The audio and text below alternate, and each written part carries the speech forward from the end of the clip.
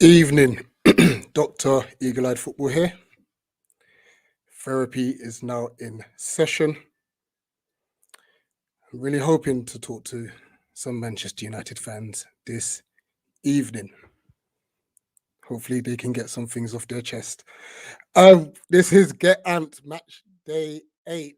Good evening for those who are tuning in and for those who are going to come in later. Big up to you for that too. An interesting weekend of football. A very interesting weekend of football. And quite a bit to talk about. And I'm actually really excited about our first caller who's already waiting backstage for me. Because his club has made a monumental move in the last week and a half. And they had their first game since their takeover. So I'm going to introduce, let me get my setup right. Adam, how you doing, mate? I'm doing good. I mean, I'm not a Manchester United fan, but I could really use some therapy right now. I mean, my God, that was bad to do. Let's talk about it because I literally just got in my house and it was 1-0. And I thought to myself, there you go, the Toon Army's loud and proud, absolute scenes. Great start. Great finish from Wilson, by the way. What happened? Same, all the defences rubbish. We have statistically now the worst defence in the league. Norwich drew 0-0 back-to-back. Newcastle, I think, we conceded 20 goals in 8 games, so that is shocking. And it's that simple. I mean, Steve Bruce, I can't see him getting an argument. I think he will be sacked before the Palace game next week. I mean, that's the first thing you want to need to do because this guy is clearly clueless. He's been like this for years now at Newcastle. And I mean, yeah, his luck's starting to run out. We haven't won a game in 9 matches, no competitions this season. 0-3-6, our record is it's not good enough. I mean, that is relegation standard. I mean, yeah, going forward again, we look good, but defensively, it was so easy. Yes, obviously the match got overshadowed by what happened, obviously outside the pitch, which we will talk about. But in terms of performance itself, it was shocking. Tottenham were by far the better team. The fact they only won 3-2 is just flattering. Really, it was not a 3-2 game. Tottenham could have won that 4-5-0, to be honest. Right. Do you think is it the players? Is it Brucey? What as a Newcastle fan who's there week in, week out, what's the problem also?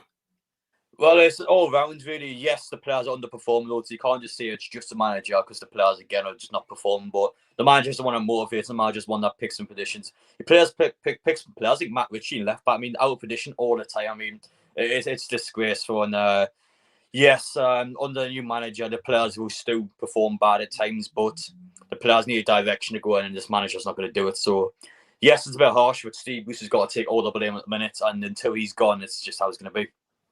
Also, who would you want in if that's the case?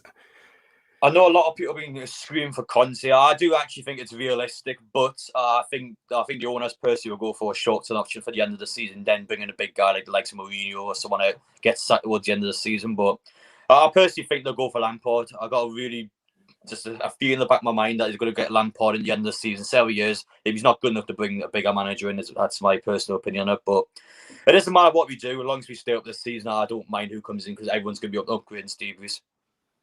Understood. Let's talk about that incident because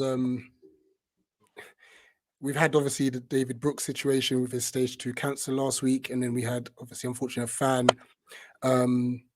have a cardiac arrest. Sergio Reguilon, absolute hats off to you because to be able to spot that amongst you hold about 60,000 fans, 60,000 fans at 50,000. To be able to spot that whilst you're in the middle of a game, it is absolutely phenomenal and absolute credit to him. Was you near the incident yourself?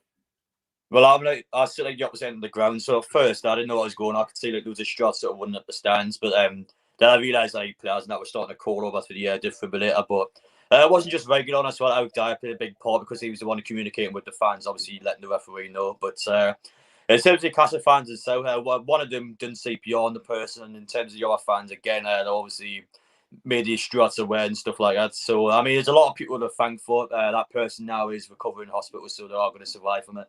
And that's the most important part. I mean, I couldn't care less what the result is today. I mean, the football fans come first. And I mean, in terms of the incident, though, yes, it's great to see the players and the fans coming together. I mean, this is what football is. It's not about, obviously, rivalries. I mean, it's about the people first. But yeah, the most important part is the person's alive. But Reguilon and Eric Dyer were obviously the two key players that communicate with the fans quickly.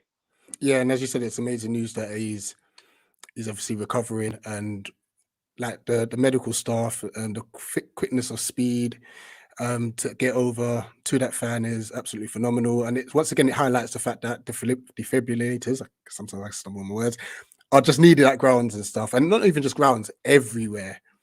You know, everywhere. I don't obviously want to bring a downer to it, but did you see the clip of Nuno? I haven't actually yet. Was he? I think if I remember correctly, I think he was complaining about the time or something like that. Like going to run like Yeah, it just looks so wrong, and I'm hoping I'm incorrect in saying this, but it just seemed like he was complaining about the situation. Like you had a fan need medical treatment. What are you complaining about? I haven't actually watched it yet. I don't know. Maybe in a situation, maybe he wasn't thinking correctly. He just thought something else is happening. I don't know. But yeah, I'm hoping that obviously he's came out in his press conference. He's like, oh, I hope the fan gets well soon. And Yeah, obviously apologises for that if that's what he's done. But again, I've watched it, so I can't really comment on it. absolutely. Well, listen, thanks a lot for coming on, Adam, especially at such short notice. But obviously, look to either come on your channel or you come on mine next week or both, because we're playing against each other next weekend and such. So before you go, plug your channel. So my channel is Adam Pearson. We're on the rate 11,000 now, so I mean the channel's going really Awesome. well. And obviously I announced last week I'm going to be going full time as well, so I mean I've got plenty of time to do videos. But yeah, I mean I appreciate it. But yeah, obviously I'll keep in touch with you throughout the week, mate, and we'll try and get some videos sorted. But thank you for having me on. Absolutely not a problem. Thank you, Fav, for coming on. Cheers, mate. I'll see you around. Take care. Bye. You know, I'll even lie. Let me take these are high in my eyes. These are the wives. Listen, in all seriousness, guys, we've got to really value life. Life could be short. Tell the people you love that you love them. Try not to hold many grudges. Not easy at times, but yeah, we had obviously the David Brooks situation last week, and now obviously the fan at the stadium, all in the space of 7 days. You know, and you know, nothing's can't take anything for granted anymore. So, guys, look after your health, your mental health, whatever it may be. It's very, very important to do so. Right. I'm gonna play a clip. This was sent in by a Nottingham Forest fan, and then after that, I am gonna bring on a Nottingham Forest fan, Luke. So I do see you backstage, but I'll play the clip first. And they had Blackpool yesterday, I believe it was, and his reaction. Hey guys, it is Dan from Talk Forest TV. Been asked to come onto the show again just to give my review on Forest's 2-1 victory against Blackpool on Saturday. Really good 3 points. I mean, Forest played really well. I mean, really positive of how we are doing at the minute. I mean, don't get me wrong, Blackpool did deserve that. I mean, they didn't really look threatening to score, bar that one really had one off the line and Yates' shot. And bar that, Forest was pretty much in control of the game. I mean, really impressed with how we done it. I mean, both our goals, great team goals. I mean, how we created them really well, and we did it really perfect. So, really happy with how we went about it. I mean, even when Forest went 1-0, I mean, heads would have dropped on the preceding, but they didn't today, and that it was really positive with how we went about it. So, really happy with that. I thought Colback and Yates, they seem to be working me, because we, as Forest fans, we always question that Colback Yates never ever used to work, but they are proving that they can work together as a midfield duo, and under different manager and that they can do it. So it just sometimes it comes down to the managers and that. So really happy. I'd like to thank you for letting me come on. Subscribe to Talk Voice TV, and goodbye.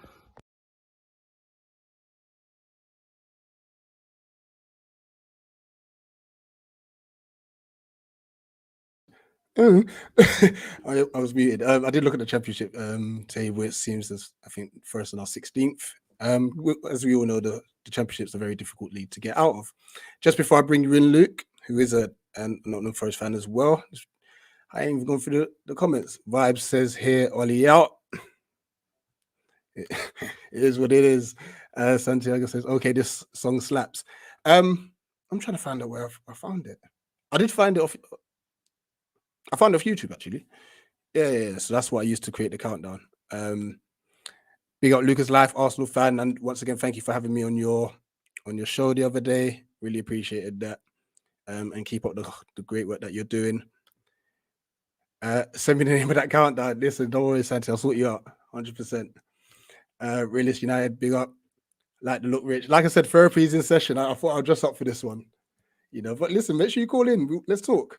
Yeah. You look rich, no pun intended. Listen, I'm trying to get to those levels in a modest way, though. To be fair.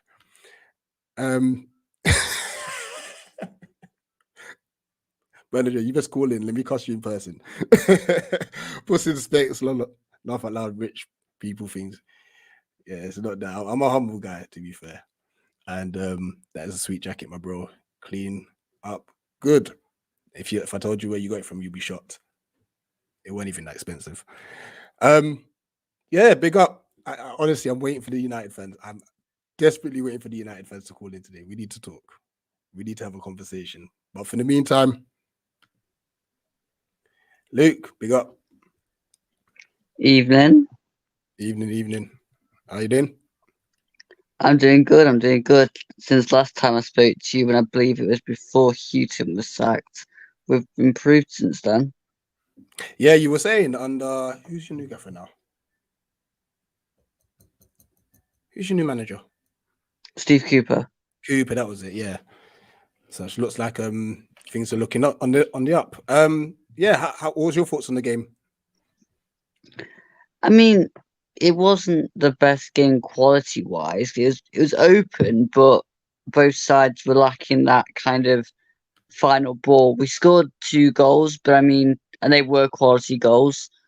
But apart from that, there was the final ball was a bit off, or the defenders were clearing it away from both sides. I mean, their goal they scored, the communication between the right back and the goalkeeper had to be better.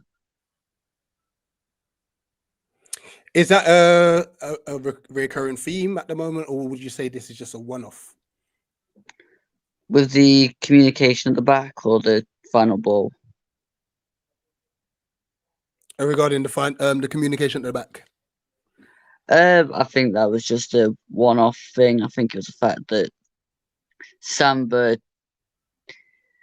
been a bit weird so far this season, but I mean, I don't think it'll last all season. He comes into form, and then goalkeepers do make these mistakes from time to time.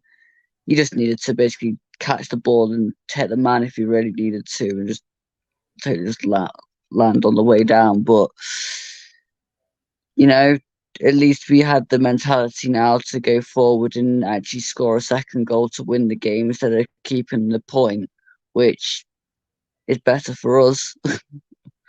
No, 100%.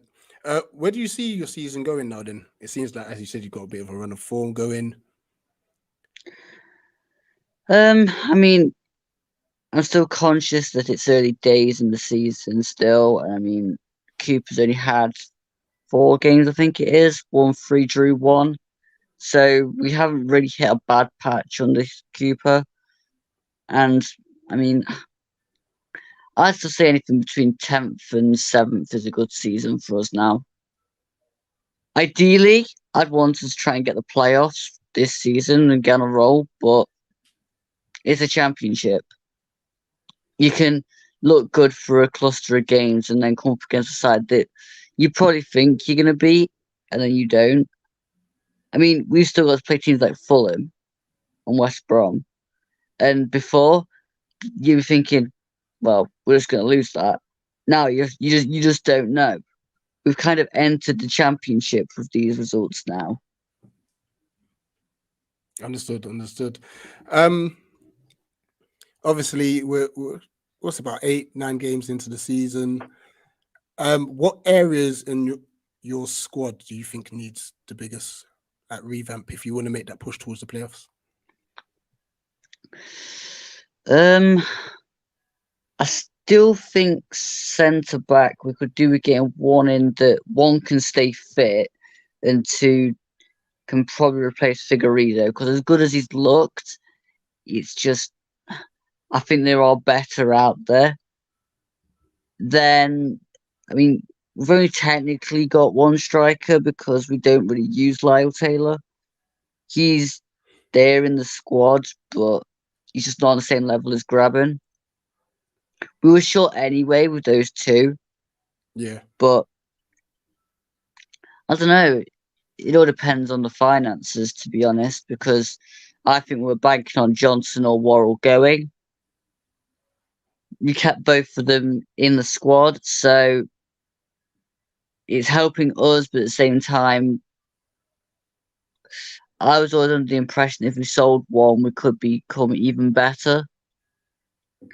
Because, I mean, somebody asked us on another channel, who would you rather lose, Johnson or Worrell? And I said Worrell because you can sign another centre back.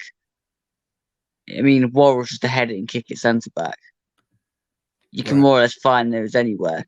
Whereas a Johnson type play is harder to replace because I've not seen anybody that can get the ball down in the Championship and tear teams apart like Johnson can at the minute. There's a lot of kind of top end ones, but for our level, at the minute, he's decent. Last question. You mentioned Lyle Taylor. Now, from what obviously in the past he had a career in Scotland for a bit, came down, did pretty decent for AFC Wimbledon, scored lots of goals for Charlton. What do you feel is going wrong?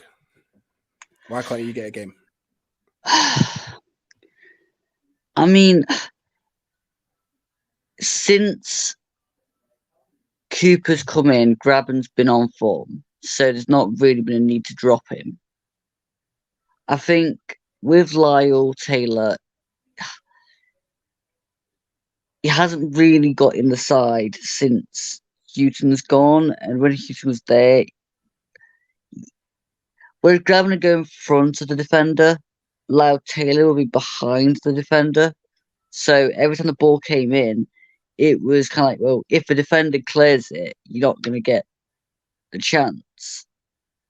I mean, if you put the balls into Lyle Taylor that Graben's had, Lyle Taylor would score the goals. It's just the fact of which striker you pick to put in that position.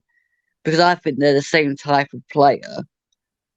It's just Graben's playing and Lyle Taylor's not. And I mean, last season, Lyle Taylor was the one that scored during the first bit of the season, and Graben wasn't getting the side. So it all depends on who's there, and Graben's scoring. So you're not really going to drop him at the minute. Understood. Just a question for you: who's that one player that keeps scoring in the Championship? Who's that one player that keeps scoring in the Championship? Oh, that's an interesting one. I would be lying if I told you I knew. So I thought I'd ask you just in case, but I'll look it up anyway. One that keeps scoring. I mean, I'm trying to work out what fan you are to see if that helps.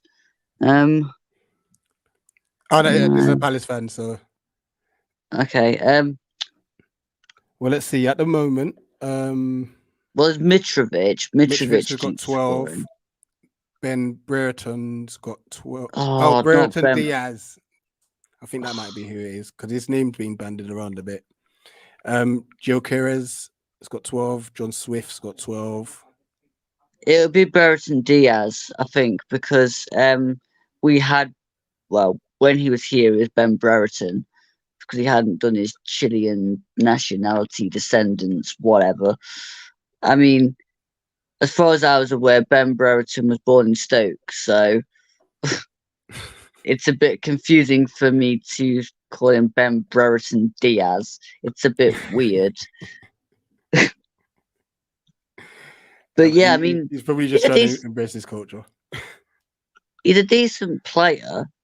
And I mean, we started out putting him out wide, so he's got us to thank for that. But again, he came through as a striker, so I'm not surprised he knows where the goal is. This is it. But yeah, thanks for coming on again, Luke. Shout out your channel. Yeah, well, I'm across 3 channels now, so I now. do my own channel, Turton Talks Football. I'm also on Talk Forest TV, which I do previews for matches when I have time with Dan. And I'm also going to start doing League 1 and 2 shows for World of Sport TV. So they're World of Sport TV on YouTube and World of Sport TV 1 on Twitter. Cool. I'm hoping I'm getting that the right way around. I'm sure we'll be able to find you regardless. But nah, thanks for coming on again, Luke. And all the No best worries. for the season. Cheers for having me on. Take care. Yeah, let's address the comments. I did see a few people talking about my suit again. CJ's here. I mate watching on playback, missed the first 10 minutes, which is cool. As we discussed in your last live stream, Ollie is the worst manager out of him and Arteta. I think a lot of people would agree with you, to be fair. LT Nation, big up. Yeah, massive game tomorrow. I'll probably do the match reaction on Tuesday, though, because I think I might be being invited to a few streams straight after the game tomorrow. So I'll probably do my match reaction on Tuesday. But I'm confident. I am confident, to be fair. 3-1 tomorrow. Yeah, I've gone 2-1. But I wouldn't be surprised with a 3-1, to be fair. Would not be surprised. And it's at me wearing the seat. Listen, I said it's therapy session. My clinic's open. If there's any United fans that wanted to come and have a chat, just lay all their stress on me. I'm here to listen. I've got to listen in there. I'm here to listen. None of them's called in yet. I'll wait patiently. Realist United says, come on, Palace, slap them Gunners. Absolutely. That's the plan. Who's that? Oh, yeah, we've addressed that. Raw, Pastor Rich standing in for Pastor Fred. Now, I see the difference is, though. The difference is, Roland. I perform. So, yeah. If I speak on your suit, I'll be in trouble. Say it with your chest, bro. Say it with your chest. Actually, I know you divide opinion. Parallel. Well, click the link. Let's chat. Because I did listen to you on KG stream, and you came across a lot more measured than usual. So let's chat. 2-1 Palace. And yeah, he would have been a great person to talk to today. But to be fair to him, he's studying at the minute. And it's late as well, to be fair, so he might be in bed. But yeah, big up Rush. Obviously, he was just on the show with Pros Only TV. So if you haven't seen it now, make sure you go over to that channel and go watch it. Where have I been? Nowhere. Because you've just jumped in, Brush. This is therapy session. So you know what? The link's there. The link is there. Come on, we can talk. Let's have a chat. It's the link. Let's have a chat. Nate, now I'm talking for your gas, bro.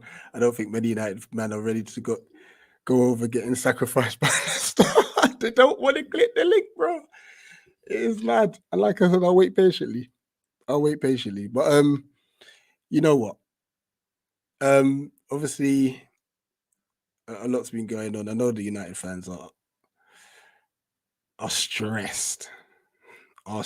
They are stressed. To the point where, this could happen.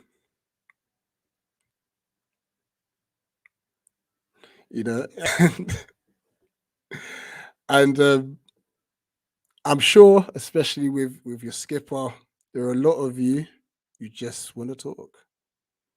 Just want to talk to Maguire. Or that might even be for Ollie.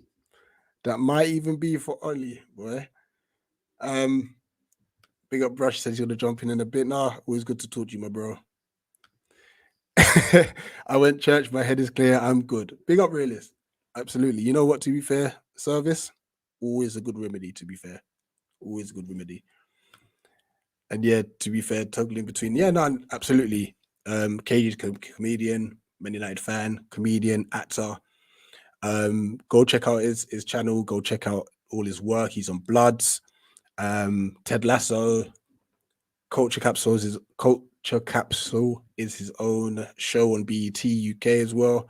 So yeah, go check him out.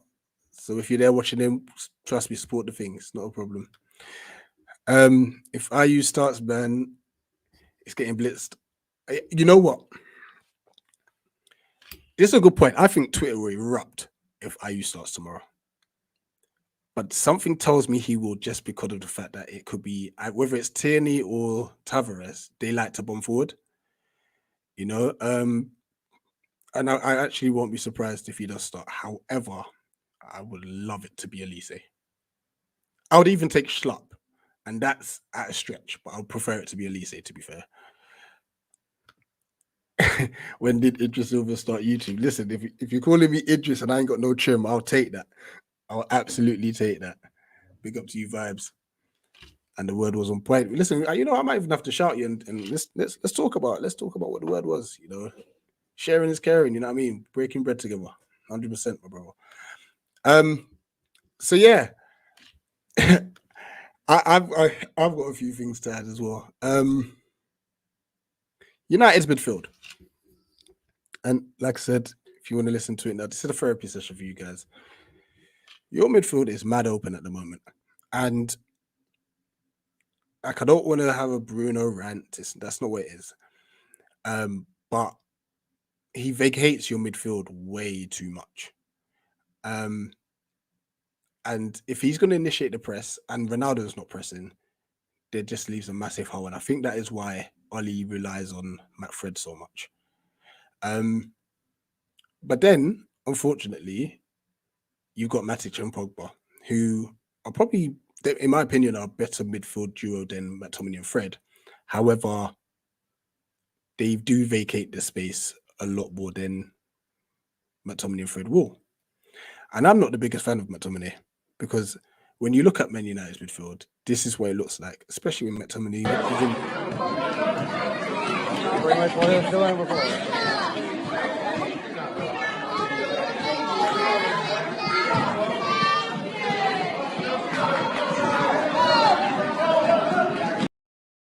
just getting overrun time and time again, you know, and it's just crazy. And then your gaffer, your manager, listen, he's gonna die on his sword, you know. He's really gonna die on his sword. But I guess, you know, he prefers passion and desire. That's his sort of thing. These are the type of players he likes.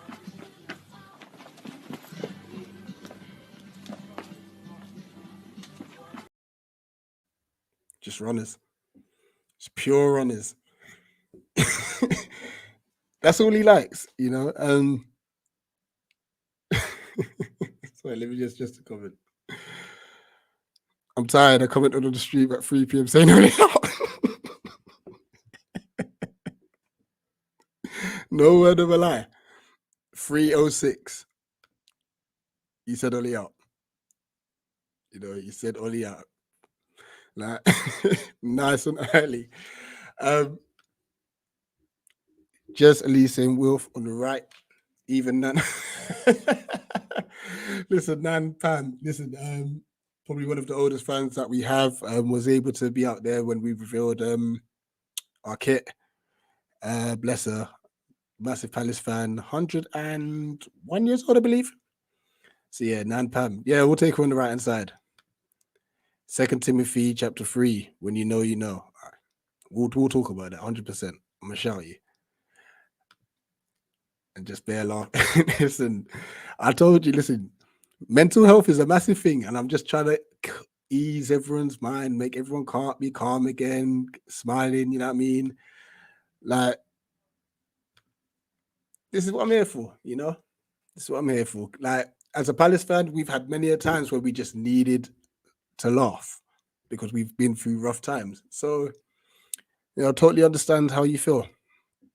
But, you know, let's talk Fred, since I'm looking at Pastor Fred right now. You know, he falls under that passion and desire bracket. But there's also something I've noticed about him. I don't know if it's an Ollie thing, but he's lost his technical ability too. This is how he plays. Whoa! Oh, come on, man. Whoa, hold the foot. 5.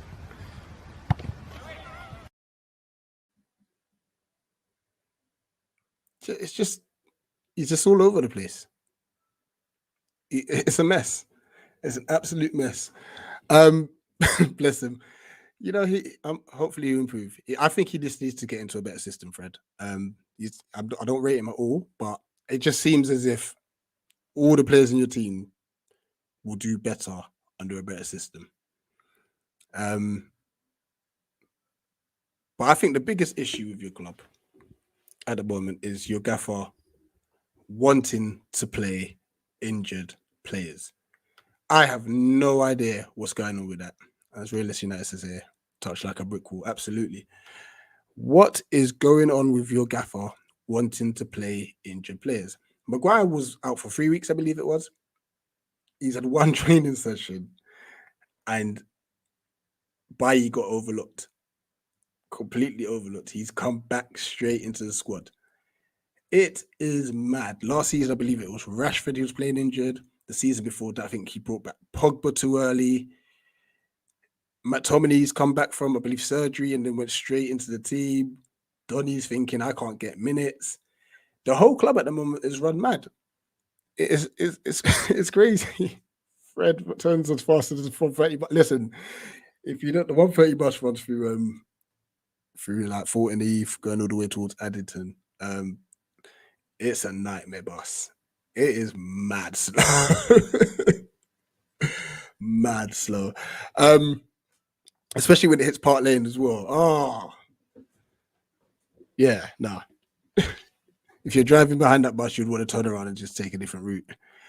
But Harry Maguire was shocking yesterday. And you know what? I don't even blame him. He shouldn't have played anyway. When you think about it, a lot of players will just tell their gaffer, listen, they're ready, because you don't really want to tell your gaffer you're not fit. It kind of shows like weakness in a sense. And I know I don't want to use that term too loosely, you know what I mean? But you don't want to lose the trust of the gaffer. So you'll go out and play. You'll probably pop a painkiller or something, or take an injection, and then they'll just go out and play. But that's where Ollie's got to take control of the situation, which he's never done with injured players, and say, listen, you're not fit, don't play. Simple as. He's come on and done a madness. The first goal, yesterday's pass to him was a bit sloppy, but where is he going? You're meant to get to the ball first. And, you know, at best, if you can't control it, just hoof it. But what he should have done is used his left foot, open up his body and pass it to Shaw. Didn't do it. Then the fourth goal actually was Daka that scored. Who is he marking? He's standing in space. Your best defender, headering the ball, is standing marking fresh air. And then when Daka scores, he's looking to blame Wan-Bissaka, which I found hilarious. He had a mare. You've got David De Gea pulling off worldies, and this epitomizes Maguire for Manchester United yesterday.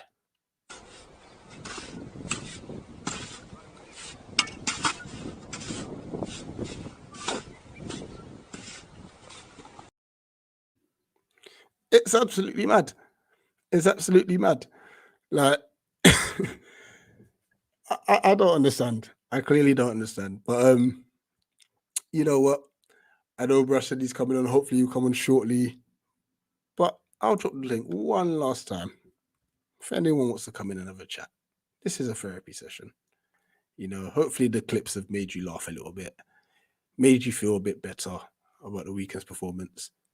Hopefully, I don't, and I hope, I'm sure we won't. I won't need to use it for myself tomorrow as we play Arsenal. But you know what? We have to laugh. Otherwise, if we don't laugh, we're gonna cry. You know, so yeah, I don't know where your club's going, the direction it's going. That was the other thing I wanted to discuss. Paul Pogba. Now, he didn't have the best of games, but he said something mad telling. He came out in front of BBC, and I think it was other platforms, and was like, we've been playing like this for a couple of weeks now. Something needs to change. I mean, obviously, he did say that we've got to be a bit more mature in how we play the game and how we look after the ball.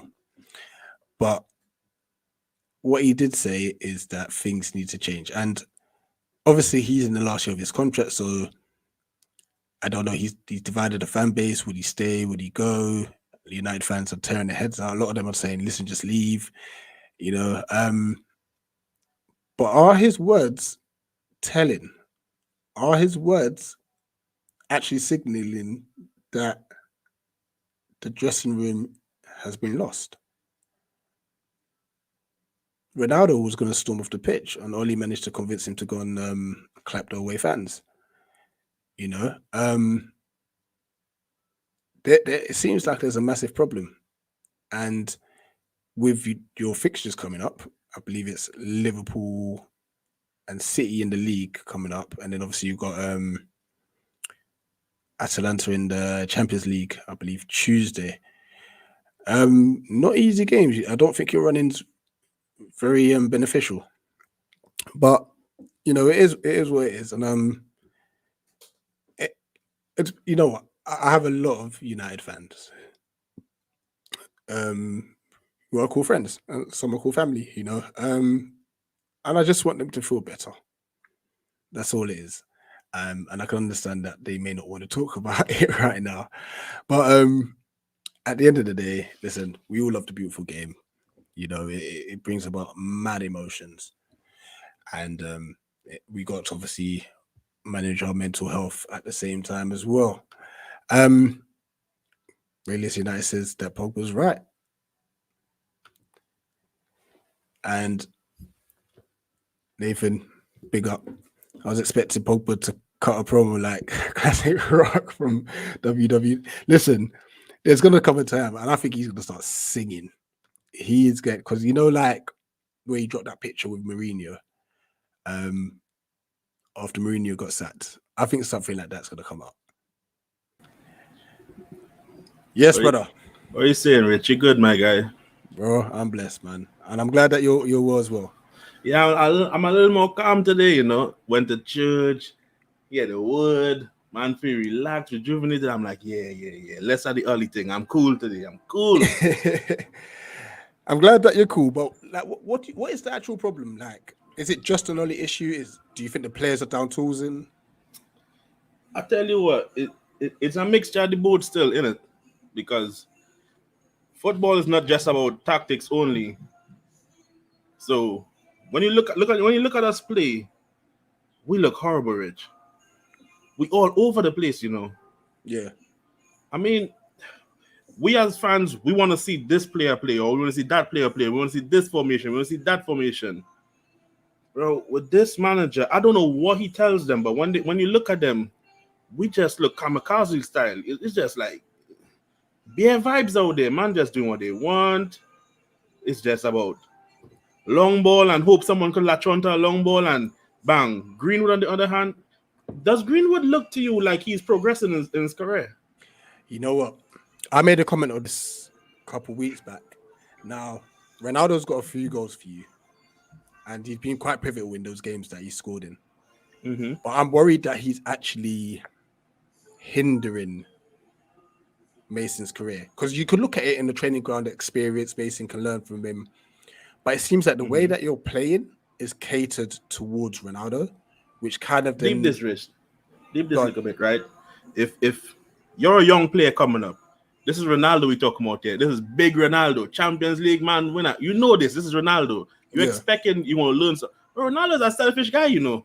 Ronaldo wants to score, blood. Ronaldo don't care if you have an open goal. Give me the ball. He don't care, blood. Ronaldo wants to score. I'm not saying that his goals is not going to win us games. Yeah, he's going to win us games. But when you have a young player like that coming up, Greenwood, Ronaldo ain't really the one to have there, you know. Yeah. Don't. I'm taking nothing away from Ronaldo. I like the guy, Nah, I but agree. Jess is not the player. Cavani did more. Will do more. Look at last season with Greenwood. You can see Greenwood actually learn stuff from Cavani. Because every time on the pitch, Cavani will pull him and talk to him. Make this run. Time you run. You can see that stuff with Ronaldo. Blood. These men look like they're fighting each other. These men don't look like they're talking. Just watching a few of your games, like I've seen like Greenwood's kind of taking a lot more shots where he shouldn't be. It's as if he has to kind of like prove a point. Yeah, he's like, yo, I'm still here, you know. That's a good point, yeah, because you know what? He was the man last year. Alongside Rashford. Is it the West Ham game? Is it the West Ham game where we had like 24 shots and probably was 4 or 5 on target or something like that? That's ridiculous. Greenwood took about 12 of those shots. It's like, I don't know if you ever play FM though. On FM, there's a setting called shoot on sight. It's like, man had shoot on sight, and as soon as you get the ball, he just shooting. I was like, this is mad. Rich, it was mad, Rich. You laughing at us, blood. I'm worried, you know. I'm worried for this team. Blood. We have some mad fixtures coming up, you know. See, I would actually ask you like how many points would you get out of it, but oh my god, I don't think it will be many. I don't know if God have time to come down and help us out a little bit, you know, because it's peak. It is peak. No Varane, Maguire looking calamitous yesterday. And it's not just yesterday. I've been saying this, but since the ending of last season, he started doing this thing where he think he's the best dribbler in the world. When you give him the ball, he wants to take people. Bro, what are you doing? You slow like a semi. You trying to dribble past people. Nah, man, less of that. Pass the ball, blood. He's doing this waste man thing. He's doing that nonsense. Luke Shaw don't like to close people down. I don't know what's going on there. He just leaving them open for crosses. Dropped off bad this year. Come on, man. And people don't want to see that. They only want to see the positive. Oh, we united. Less of that, man. We ain't playing proper. We're not playing proper. We're not playing proper. Don't get me started with the midfield. Jesus Christ. I don't even want to talk about them. And I know where this McFred thing came from, you know. Remember we played Everton? Because when Oli got the job, I'm not deluded to think that when he got the job, we wasn't, no. Before he got the job, he was doing well. He was playing 4-3-3. We was battering people. We went on a little run there. It was nice. Everyone was loving it. He was battering people. As soon as he switched it, he played a diamond. He played a diamond in midfield, right? And when we switched to that diamond in midfield, we played Everton, and Everton destroyed us. Remember that? We lost 4-0, I think. After that game, everything switched from being 4-3-3 to 4-2-3-1 McFred. I believe he said, I'm going to be successful here. Yeah, and some of these players here won't be here next season. They're still here. Loser, bruv. I don't want to hear that guy. Loser, bro. Look at Donny. Oh, my God. Man management. Poor Donny is dying on the bench. Donny's the guy who was making the Holland team without even trying. He can't make it. He can't make it. Van Gaal he's not playing. He's not going to play until he gets minutes. Exactly. Ollie don't care. Ollie was the best benchman in the world. He don't care. Man can't be doing that, bro. You can't do that. This is people lively. As football is a job to some of these players, and some of these players take it because they love football. Bro, you can't do this, bro. This is this guy's livelihood. You just have him on the bench. What's your thoughts on this comment? United are buzzing at home, but not away. Buzzing at home this season. Bro, we playing shit since the season started. I don't even count that Leeds game. Leeds is dead. You know what Leeds give you. They're just going to open up and you're just going to run through it. They are very open. Yeah. We've been shit. Since the season started, we've been shit. I'm not one of these fans. Oh, we scored 5 goals. I'm happy. No, that ain't me. I'm not getting gas for that. Yeah. Not getting gas. What do you think was the problem with your midfield yesterday, though? Because it wasn't Matic Sorry, McTominay and Fred. What do I you think is think the that problem? the aspect that Pogba is not he don't do defensive stuff. When he plays with France, he does it. I don't understand where the switching off and the switching on there. When he plays with France, he does everything. When he plays for us, he's more relaxed and he don't really, But I don't like the fact that Bruno plays as a striker. Then you're leaving our midfield 2 against everything. When we played Wolves, we had João Moutinho. This old guy, fam, running shit. What going? And Adama Traore was just running through. You know why? Bruno Fernandes is up there. He's the next striker. If he's up there, what's going on with the midfield too? They're on their own all the time. They're on their own. It's always going to be a struggle. Yes, people might say that Chelsea play the same way with the 2 in midfield. But look at the 2 in midfield they have. They have some workers. These man that's running. Yeah.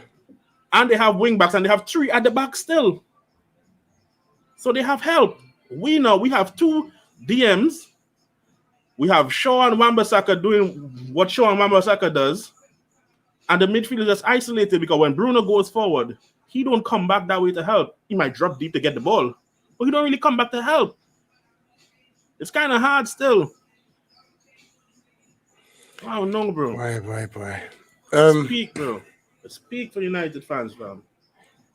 It is. Let's just hypothetically say that. Actually, let me address some comments before I ask you this question. Yeah, good thing. J718, big up as always. Chris Welch, Liverpool fan. Well, Liverpool are flying at the minute. Mo Salah, you know what? Had it not been for the Reguilon and Dyer situation with the Newcastle fan, Mo Salah was in my thumbnail. He has been phenomenal. Oh my God, Mo Salah, bro. Could we be saying he's the best player in the world at the moment? Rich, I tell you this. I can't argue against it. Just because of the United biasness, I try to hate Salah every single year, Yeah. I can't hate this guy. I can't hate. He's too good. I can't hate him. He's moving mad. Every season, I'm like, he's shit. He's greedy. He don't like to pass the ball. Look at him. Pass the ball to Mane. Greedy bastard. And every season, this guy just shuts me up. I'm like, flipping hell, Salah. Pissed off, man. When we played them last season, and remember Henderson was in goal. They did Henderson dirty. Oh my gosh. They just slapped us about, bro. And we have to play these man them next week. I'm not looking forward to that. Mo Salah, I'll say, I think he's currently the best player in the world. Nah, I still want to put some respect on Benzema, though. Benzema doing a mad thing still. No, Benny's quality, to be fair. He is. And he always has been. But Salah right now? Why do you think he wasn't shining at Real Madrid when a certain CR7 was there? You have to do all the running. You have to give certain man the ball. You get me? That's a conversation not many people are willing to have, Nah, man don't want to have that. They're going to call me, you're not a fan, bruv. Yeah, Benzema is a baller. Yeah, but when you have Ronaldo, you have to give him the ball all the time. That's facts, I'm telling you. That's facts, I watch football outside of the Premier League. I watch everything. I'm the same, to be fair. Yeah, because but he's been thriving since Ronaldo's been gone. What does that say? I'm not saying Ronaldo is a problem. I'm just saying you have to cater towards him. You got to cater for, who's the guy that took over at Juventus now? Allegri. Yeah. What did Allegri say when he took over? He said he wouldn't. That said everything, That said everything. Yeah. He proves a point. Bro.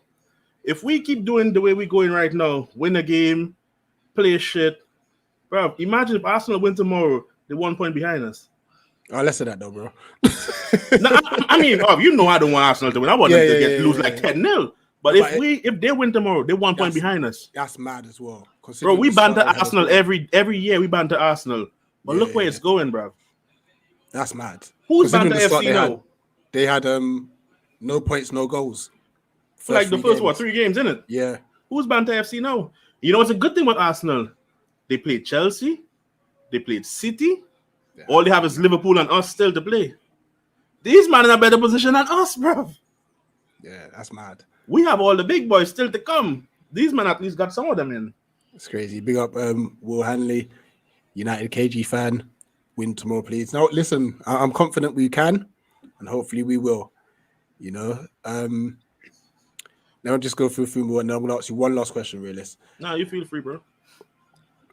United, Pogba, Greenwood, Fernandes, Sancho, Ronaldo, all playing left. Matic on his own. No wonder Leicester was so imbalanced. But yeah, you know what? And that's the point. Maybe there was, and I feel that's why Solskjaer plays McFred. I don't rate McTominay and Fred at all. I do not rate them. Me either. But I think one, because obviously Bruno is, as you said, a striker.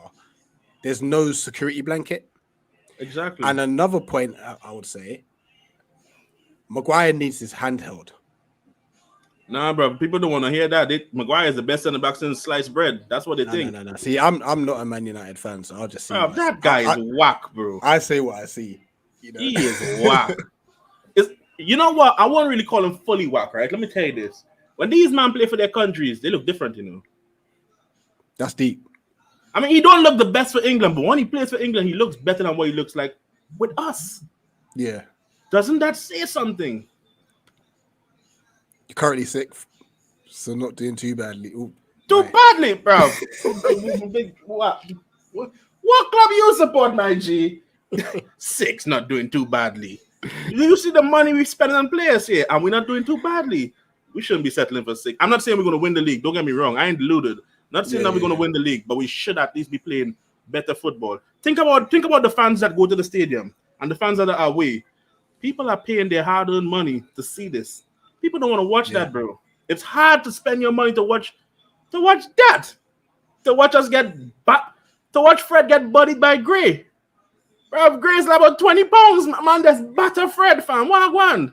Not having that. I ain't trying to hear that. Not hearing that. I'm just glad you're letting this all out, bro. No. Bro, I went to church. I'm like, you know what? I shall not name that guy name, fam. That guy, blood. No. Less of that. I'm not naming that guy, fam. That guy stresses me. Yesterday, me and Chino on the watch along, right? People in there just laughing at us, man. And them just laughing at us. They're like, look at United, they in the mud. Yeah. When the third goal went in for Leicester, Bruv Chino got speechless. He couldn't speak no more. I saw he went silent. I watched it back. I saw he went silent. He couldn't speak. When the fourth goal went in, I'm watching Maguire now. I'm like, this guy, you know what? Maguire. I don't care if you're injured, bro. Common sense will tell you, if you saw your man coming towards you, you engaged him, you saw he pulled you and he spun you and he went to the other side. Obviously, that don't tell you that he's behind you already. Waiting if the ball comes. Maguire never moved. He never moved. He was just rooted to the spot. The guy just walked behind him and scored. I'm like, is Wan-Bissaka for real? Look at this man eating popcorn and shit, Wagwan blood. Nah. You can't be doing that, man, Rich. That therapy is this. This is a therapy. This is comedy, man. Man's taking the piss. I feel for you guys, man. No. And then, I love Brush, Brush said, you know what Brush said? He said, we have to outlive this thing, We have to focus on our mental health. But yesterday, I was watching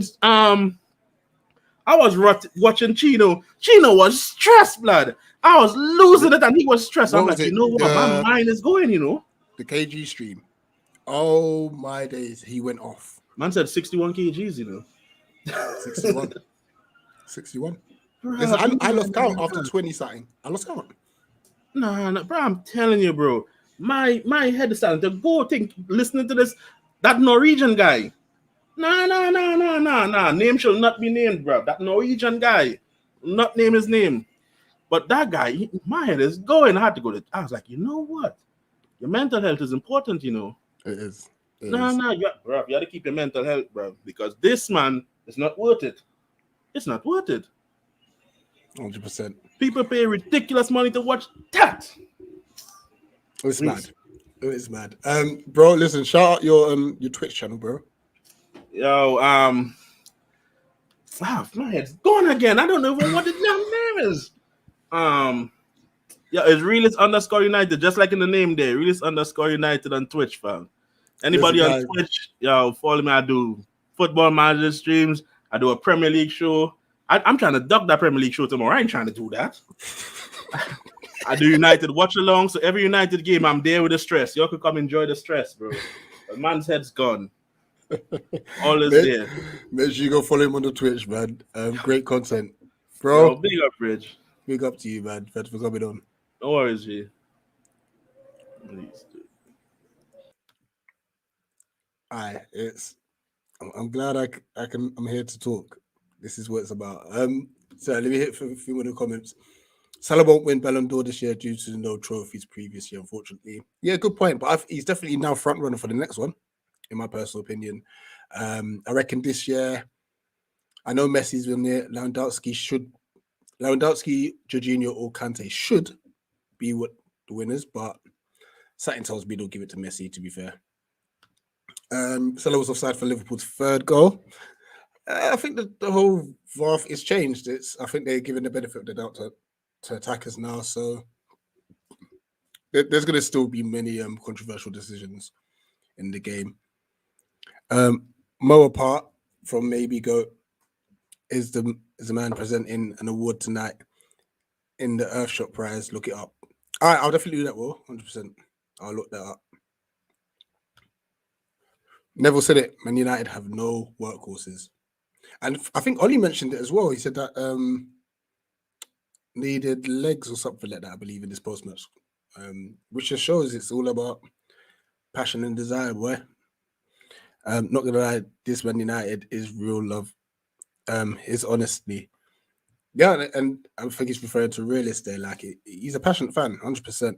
You know, but he's not gonna paper over the cracks. He's gonna tell it as it is. So yeah, definitely go over, check out his Twitch. Also check out my bro Prozoli. Great streams as always, and he also covers NBA as well. I believe he had a watch along last night. Correct me if I'm wrong. I believe he had a watch along last night, an NBA watch along.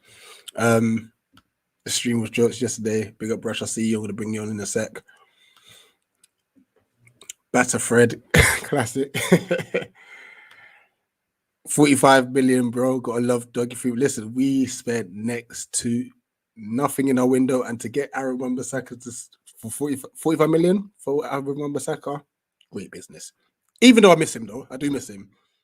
But 45 mil? Brilliant business. Common New Palace at the Emirates tomorrow night. Listen, I'm excited. I'm really excited. I mean, obviously, I'll be home with my girl, so I'll make sure I watch that on Monday Night Football. But I'll most likely do the match reaction for that on the Tuesday. Are the United man them coming on the show? Yeah. They are now. They're starting to drift that. To be fair, obviously, KG was as well, and that's predominantly a United show as well. So, you know, we all support each other. We all support each other shows. So, like, if they weren't coming on, I wouldn't complain. You know what I mean? He wasn't interfering with plays, so Salah wasn't offside. Now the rules changed. Just remember that Mbappe go, yeah. Shout out Rich Hefner. I came in with let me get my glasses on actually. Well, it's not even my glasses, my wife's glasses. I proper came for therapy session, you know. Gotta talk to the man them. And women them if they tune in. You know, I'm here listening there. I mean, I'm not trying to put them on properly because they'll mash up my eyes. Been a lot of goals this weekend, absolutely. Yeah, I've heard that this Newcastle fan stabilized. Chris, I did speak to Adam Pearson, Newcastle fan. I spoke to him at the beginning of the show. So yeah, and he said that like the news is that he has been stabilized, and shout out obviously Reguilon once again and Dyer for their quick thinking. To be able to spot that in the ground of like 52,000 fans, absolute quality. Rush, I'm going to bring you on. Paolo, I'm going to bring you on afterwards. No, wait, What's good, bro? No. For me, you're gonna fight. You're gonna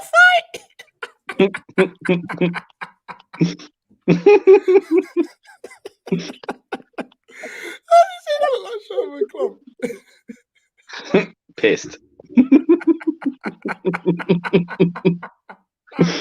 I'm done. I'm taking the glasses off. I'm done. Yeah, I was gonna ask, bro. Where have you been? Why are you dressed up today? Therapy. It's a therapy session. This show. Seen?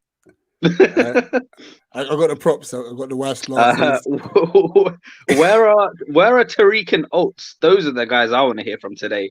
As we look forward to the game tomorrow. Good question. I might have to shout them. I might message them, see if they're about. Yeah, you'll have to message them still. So yeah. Thoughts on the game, bro? Which one?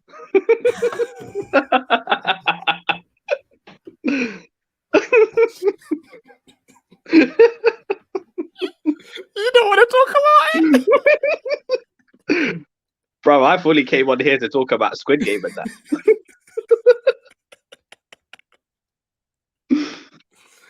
Oh man. I was speaking to Roland and Reese over on his channel about the whole United thing for about an hour, man. Then switch between this and KG's as well. So now I'm just here to chill, bro. I want to talk about your club. I'm looking forward to some Monday night football. That's what I'm looking forward to. You are Man United out, boy. What's your thoughts on the Arsenal Palace game then? It should be a good game still. It should be a good game. Looking forward to it. Obviously, Vieira going home and that as well adds a certain little spark. Obviously, the way you guys play now under Vieira as well, it makes it exciting. No, so, absolutely. yeah, I'm looking forward to it, man. From a neutral's perspective, yeah, I'm looking forward to it. I say neutral. I hope you guys win. I'm confident. Mad confident about tomorrow. I just hope we're not naive to leave too much space in behind. But I think as in keeping the ball. Yeah. I think we'll have a decent game tomorrow. Hopefully we'll take our chances. And I think the key to tomorrow is getting at the fullbacks, because Tierney or Tavares, whoever plays, they like to go forward. So if we can exploit the space in behind on the right hand side and obviously on the left hand side. I think Tomiyasu can be got at, you know. Yeah, we need to get Wilf to isolate him. Yeah. I think because obviously it's very hard for a new player to come in from Serie A to this league as well, and you know he's small stature and that. But I mean, he's made a decent impression on me so far. But I think he can be got at. Yeah, I mean, like I'm not gonna knock his start, but I know they really only did play Norwich and Burnley when he had the good games, and then to Spurs they look bad when they played. And I'm not sure that he's a out and out right back either.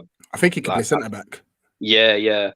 It's one of those where he can play both, and I think he plays right centre back in a 3.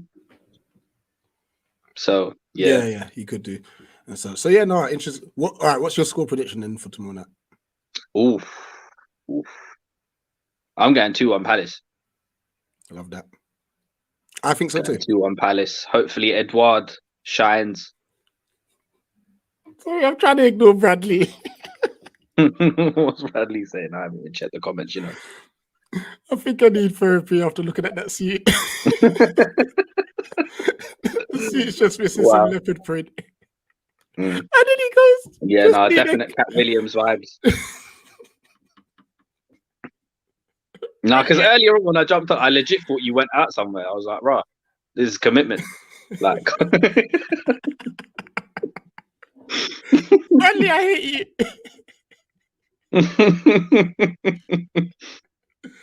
Oh, it's bad. I am going to ask you this one United question. Yeah. No, I'm not going to dodge it. I was kind of joking in that. Like, yeah. What do you want to know about United, bro? And it's not actually going to be Ollie. It's about your midfield. What do you think's wrong? Because there wasn't Matt Fred yesterday. It was Matic and Pogba. What do you think's the issue? Yeah, but again, still like the gaps being left as well when Bruno's there. Matic, I think his legs are just gone, bro. Like, I think obviously in terms of football IQ and that, it's all there, but his body just doesn't do what his mind wants it to now. I know. Yeah, I think that's what it is. Do you think you're going to recover from this slump? Because that's no winning 3 now, isn't it? Yeah. I mean, what's your idea of recover though? Like, do you mean like go on a winning run, or because I feel like Ollie always just finds a way. Yeah, I mean, historically, it's usually when he's under the cosh that he pulls out results. So we'll have to wait and see, innit? Cool. Well, I mean, can't lie to you. I'm not looking forward to the Liverpool game. Funny enough, back in yeah. April when they came to Old Trafford, it was the first time in ages I actually went into that game proper confident of taking it to Liverpool, and we got smacked up in that game. No, for sure. So this time, who knows, man? Who knows? Obviously, we've got Atalanta first, so let's not even look ahead to Liverpool. That game, Gasparini's got that team well coached. I worry about their fullbacks, their wing backs. The way Gozens is going to go at us, I worry about that. Interesting, actually, because Wan-Bissaka misses another game, doesn't he? No, I think he's back now. Okay. Yeah. So that, I think the ban got reduced, so he is available. What difference that will make, I don't know. We'll have to wait and see. Even the Villarreal game. Did you see the Villarreal game, Rich? Yeah, you lot were terrible. Bro, we were incredibly lucky to win that. I was mad. So yeah. If Villarreal could finish, it could have been 4. Yeah. De Gea was man of the match for me for that game. And I think that's a big problem. He's been your man of the match about, I'd say, 6-7 games this season. Yeah. I mean, do you remember when he first came, bro? For about 5 seasons, he was our player of the year. 4 or 5 times consecutively, he won the Player of the Year award. So yeah, that's telling in itself. No, I hear that. But Brush, big up to you. Thanks for always jumping in, always supporting. And I'm glad you've got everything off your chest. Yeah, man. Big up, bro. Cool. Take care. Cool.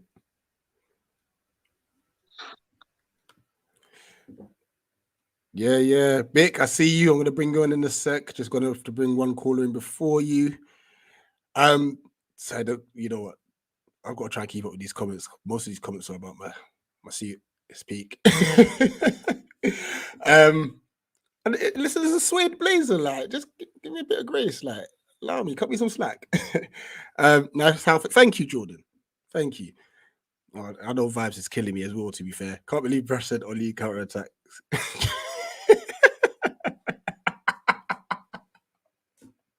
Why did I not read this first before I put it up? Counter attacks is sexy, mad. Brush is wild. Man got on that Norbit glasses. Listen, I'm gonna tell Steph that still. Nothing but love, bro. Fam, them glasses weren't the one, bro. It's not mine. Great personality. You blow out soon and deserve night from Canada. Well, thanks for even coming on. We'll appreciate that. And I'll check out that comment that you mentioned as well. Big up Big from Wolf Football Talk. Man in there talking about Squid Game, Listen, sometimes you just got to dodge the Ollie talk sometimes, boy. Ollie's system is Luke's Aid Sport, Bleep Test, and Vibes. Big up Firms in the chat. You've already addressed Bradley. Pagan.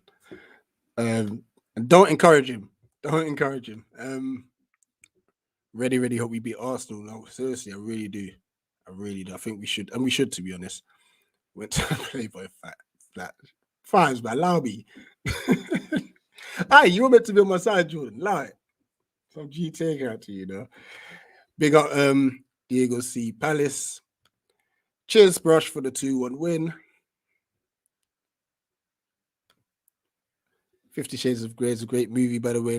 Less of the Ollie talk, 100%. All right, and don't worry, I'm not going to blow you up on WhatsApp. And big up. There you go, see him looking sharp. Thank you. I'll take the compliments. I'll take the banner too, to be fair. Right, I'm gonna put the rest of the comments up as I speak to this guy who definitely divides opinion. But I did say I wanted to talk to him. Parallel, big up, bro. What are you telling me, brother? You all right, Charlie? I'm good. Charlie, you look very suave in that suit, You look very suave. I thought I had to, as a therapist today, I thought I had to dress up. It's madness. You know what? I listened to you on KG stream today, and I didn't think you would actually say what you had said. And you mentioned today that you're Ollie to the end of the season. I've always said that. I've always stated that it serves no purpose being Ollie out in October. Do you feel though, to an extent, that if things are clearly not going well, that it should still run on to the end of the season. I'm not clairvoyant in that sense. If so, my thing is I've been in these moments with Ollie, with Sir Alex, with different managers, and it's right. It's been tight and it's been horrible and it's been awful, and then suddenly I feel very different. Halfway through the season. So my thing is, I exercise patience. You know what I mean? I exercise patience, and my whole thing is. You said you listened on the other stream. It's like I see it like a working environment. I mean, you mentioned you're married. I have a partner. I see it like a working environment. Like I'm gonna give you the best chance to succeed. Now, imagine if you were trying to execute a business idea, yeah, and you've got it. You've had wins and you've had losses, right? And you had the sort of wife that. So, Nah, gonna be.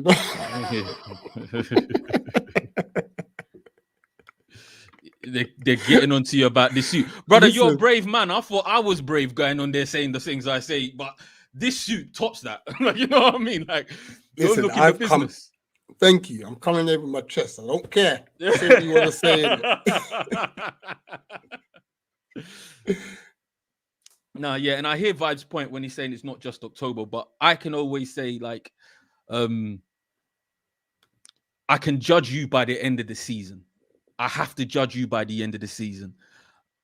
I find it odd if we feel that sacking a new manager means he comes in and immediately wins us a trophy, because we know we don't have the setup like a Chelsea. It's very different. We don't know who stays in the current setup, which got us all of these players, and who goes. We have no idea. We don't know the new manager, the ideas he wants to bring in. Listen, I don't want that technical director. We don't know how they're going to come in and operate at our club. So my thing is, I'm not saying, let's just wait. See how it ends up at the end of the year. Me personally, I always try not to criticize the player, but I've always said that Maguire has 2 levels to go up at Manchester United. I've always thought that even before the Leicester game. I thought it was very telling, very, very telling that his old team, when they set up a pressing trap, they chose him. They didn't choose Matic, who, needs 5 touches to go left. They didn't choose Aaron Wan-Bissaka. They chose Maguire. That's telling in my eyes. That means they recognize they didn't actually sell us a ball-playing centre-back. But nevertheless, he's at the team. I support him. You get my full support. Give it to you 110%. If by the end of the season, it turns around to be, it didn't work, then Ollie, we gave you the best. We were a supportive club. You know what I mean? And I know it's idealistic to wish that from the fan base. I completely appreciate that. But, I remember being a kid and being in school, and we all have different reasons why we support Manchester United. But I remember being a kid and people say, "Oh, you're just glory hunting. You're just glory hunting. You're only supporting them because." And I used to think, "Are you mad?" Like I remember because my local club, I'll be honest with you, is West Ham. I remember them saying, "Oh, you wouldn't support United if they got relegated." And I'm like, "Are you crazy?" Hell yes, I would. I would continue because obviously my neighbor taking me up to games, and I feel like it's your duty as a supporter to support. And when you get to the end of the season and you're looking at the fruits of your labor of your support, then you make a judgment. You say, right, I've given you my support. I did my duty as some. Like, I'm sure if Palace got relegated tomorrow, you might be furious with the manager, but you're not going to stop supporting your team. Like, you know what I mean? You're going to continue to support them. So, but once, even on that journey, saying, you know what, we're going to beat the drop. We're going to beat the drop. We're going to beat the drop. And if it happens at the end of the season, you look at them and say, you're not good enough. You didn't get us there. You know what I mean? So I get the difference. I guess the difference is, and I know obviously we're talking about fan support versus 2 different entities. Obviously with Palace maybe getting relegated because we faced relegation before. Of course. You're a club that thrived on getting success. Mm-hmm. And I guess because I'm trying to look at it from both sides. Mm-hmm. And honestly, I find it difficult to look at it in the Ollie inside because other managers who have come to your club and been successful have been ousted out the club. Mm-hmm. I know your owners don't want to sack another manager, mm-hmm. but I feel that this is the wrong time to have that sort of mentality, because all that's happening is it looks like the players are down tools in. So this is not just an Ollie issue. Mm-hmm.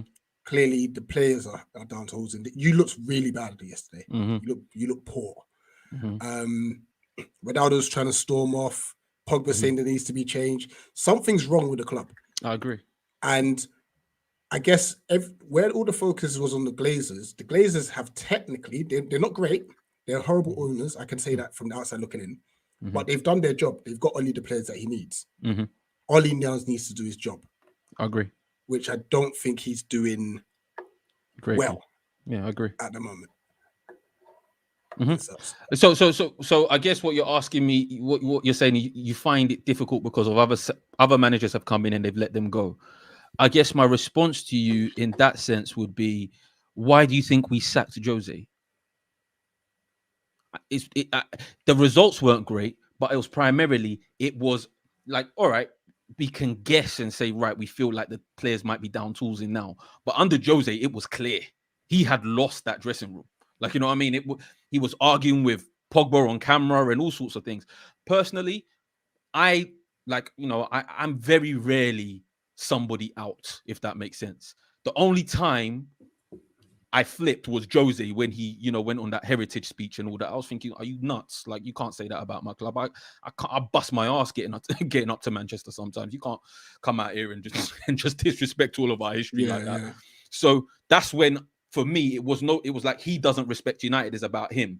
So that's why I had that mentality towards Jose. With Ollie, I feel like, yeah, it's looking shaky between him and the players. I feel like the players are looking at it and realizing that, you know what? We have other centre-backs there. Why aren't you using them? I honestly, when people say we don't have a style of play, or when people say, oh, our midfield, I recognize the issue is the centre-backs. If the way Ollie wants to play, you need centre-backs who can defend 1v1. That's not just true to United. That's true with Liverpool. When they lost Van Dijk, it looked a mess. Nothing worked anymore. That's because... But at the same time, as much as it didn't work effectively, the players that did come in didn't look terrible, if that makes sense. I would disagree. They looked awful. I don't think you remember that. Nat Phillips did all right after a while. The first couple of games was tough, but then he kind of found his feet. I mean, we're 8 games in. My things with the centre back issue is the way Ollie wants to play. And you'd find this often in different cases where teams are now facing teams who set up with a low block. Where when you become a team that other teams abandon the way they play and all they do. Sorry, I'm not sure about that. It's Bradley. No, continue. No, yeah. When you face teams where you have a team where they say, right, whenever this team arrives in town, we are abandoning our style, our philosophy, and we're going low block. You become a team which needs to learn how to unpick it. And that's the reason why you spend tens of millions of pounds. No, I hear you vibes, man.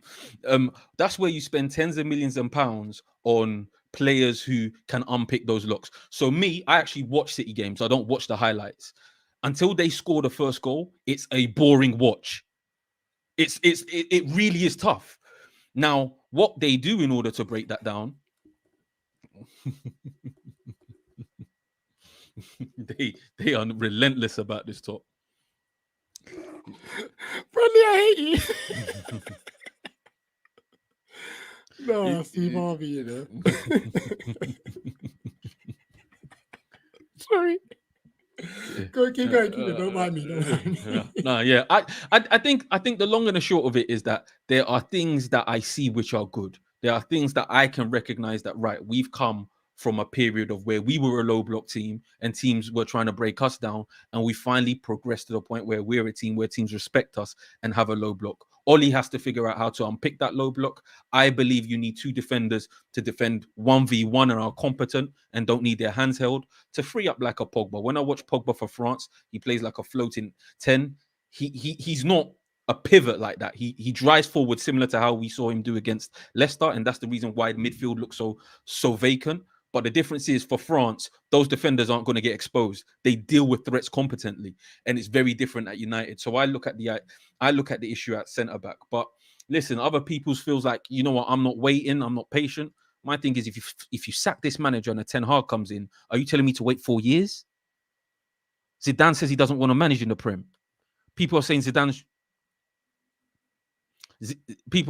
the answer. He said he doesn't want to manage in the Prem. Conte is never going to get on with this board. It's a short-term answer. So what is the answer? When you say who, people say sack the board. All right, so we need to find somebody to spend 5 billion. Be realistic in your approach into terms of what you want. I would say wait the season, and if by, I don't know, March, we see it's going terrible, I expect the board to start putting plans in place, not to put together plan now. I don't see that working. It doesn't sound like it doesn't sound logical. The final thing I'll say, and me and KG touched upon this, was about fan decorum.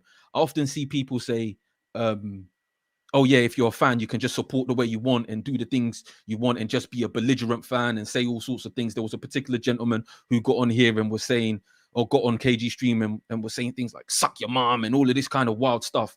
And I was just like, man, is that where we get to? I remember after certain losses, if you go on Pogba's stream, if you go on Pogba's socials, all you see is some of the most abhorrent abuse. It's disgusting, right?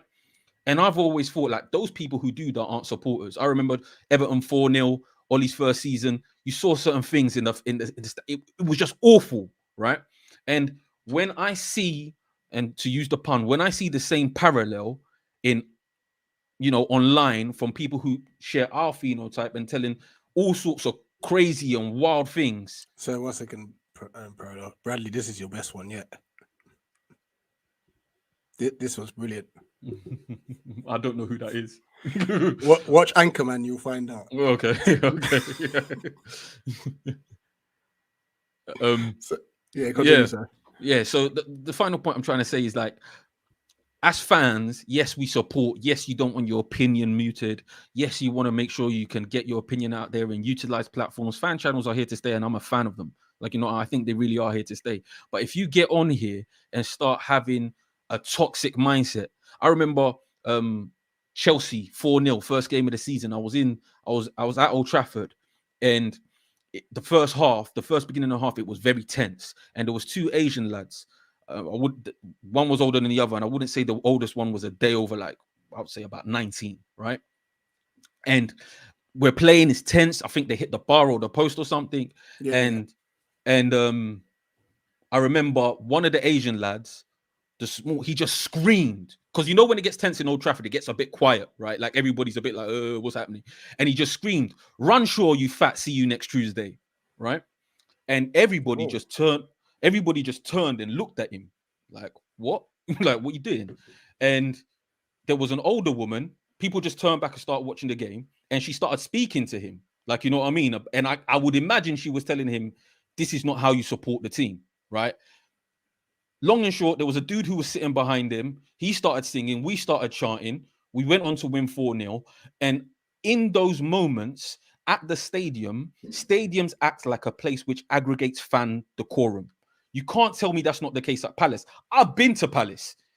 I hear how those fans go about. That's a place where fan decorum is aggregated. You know how to behave as a fan at Palace. Am I lying or am I lying? It's true. We all do at Palace. You know what I mean? So when you get onto a platform, no, I think the Palace fans are amazing. We are. But when you get onto a platform and you think it's okay to start saying, Ole Gunnar Solskjaer, Harry Maguire, suck your mother, all of that wild stuff, you wouldn't do that in a stadium. I'm not sure. I'm sure those fans are. Those fans. You're right, but those fans who were saying those things to thing, you know how they looked at. Like those fans that go on behave like that at games, you know how everybody observes them, because that's against fan decorum. So you can be that sort of fan if you want, but we don't tend to call that supporters. We don't. We look at them as, I'm not going to use the word, but it begins with P. We refer to them a certain kind of way. Yeah, you can have your vents, you can rationale, you can say, right, I don't agree with that, But to get on there and start to do some of the same things we criticize fans when they get onto and write abhorrent things under Martial, Rashford, Pogba's, Lingard, we've seen all sorts of emojis and disgusting things. When you turn around and do the same thing, you're just as bad.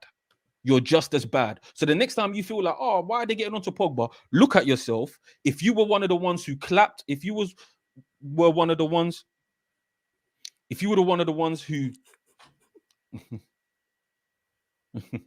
if you were one of the ones who clapped, if you were one of the ones who dropped bombs, if you were one of the ones who think that's okay to turn around and tell fans that sort of stuff, hey mate, try a game, go to one, you learn.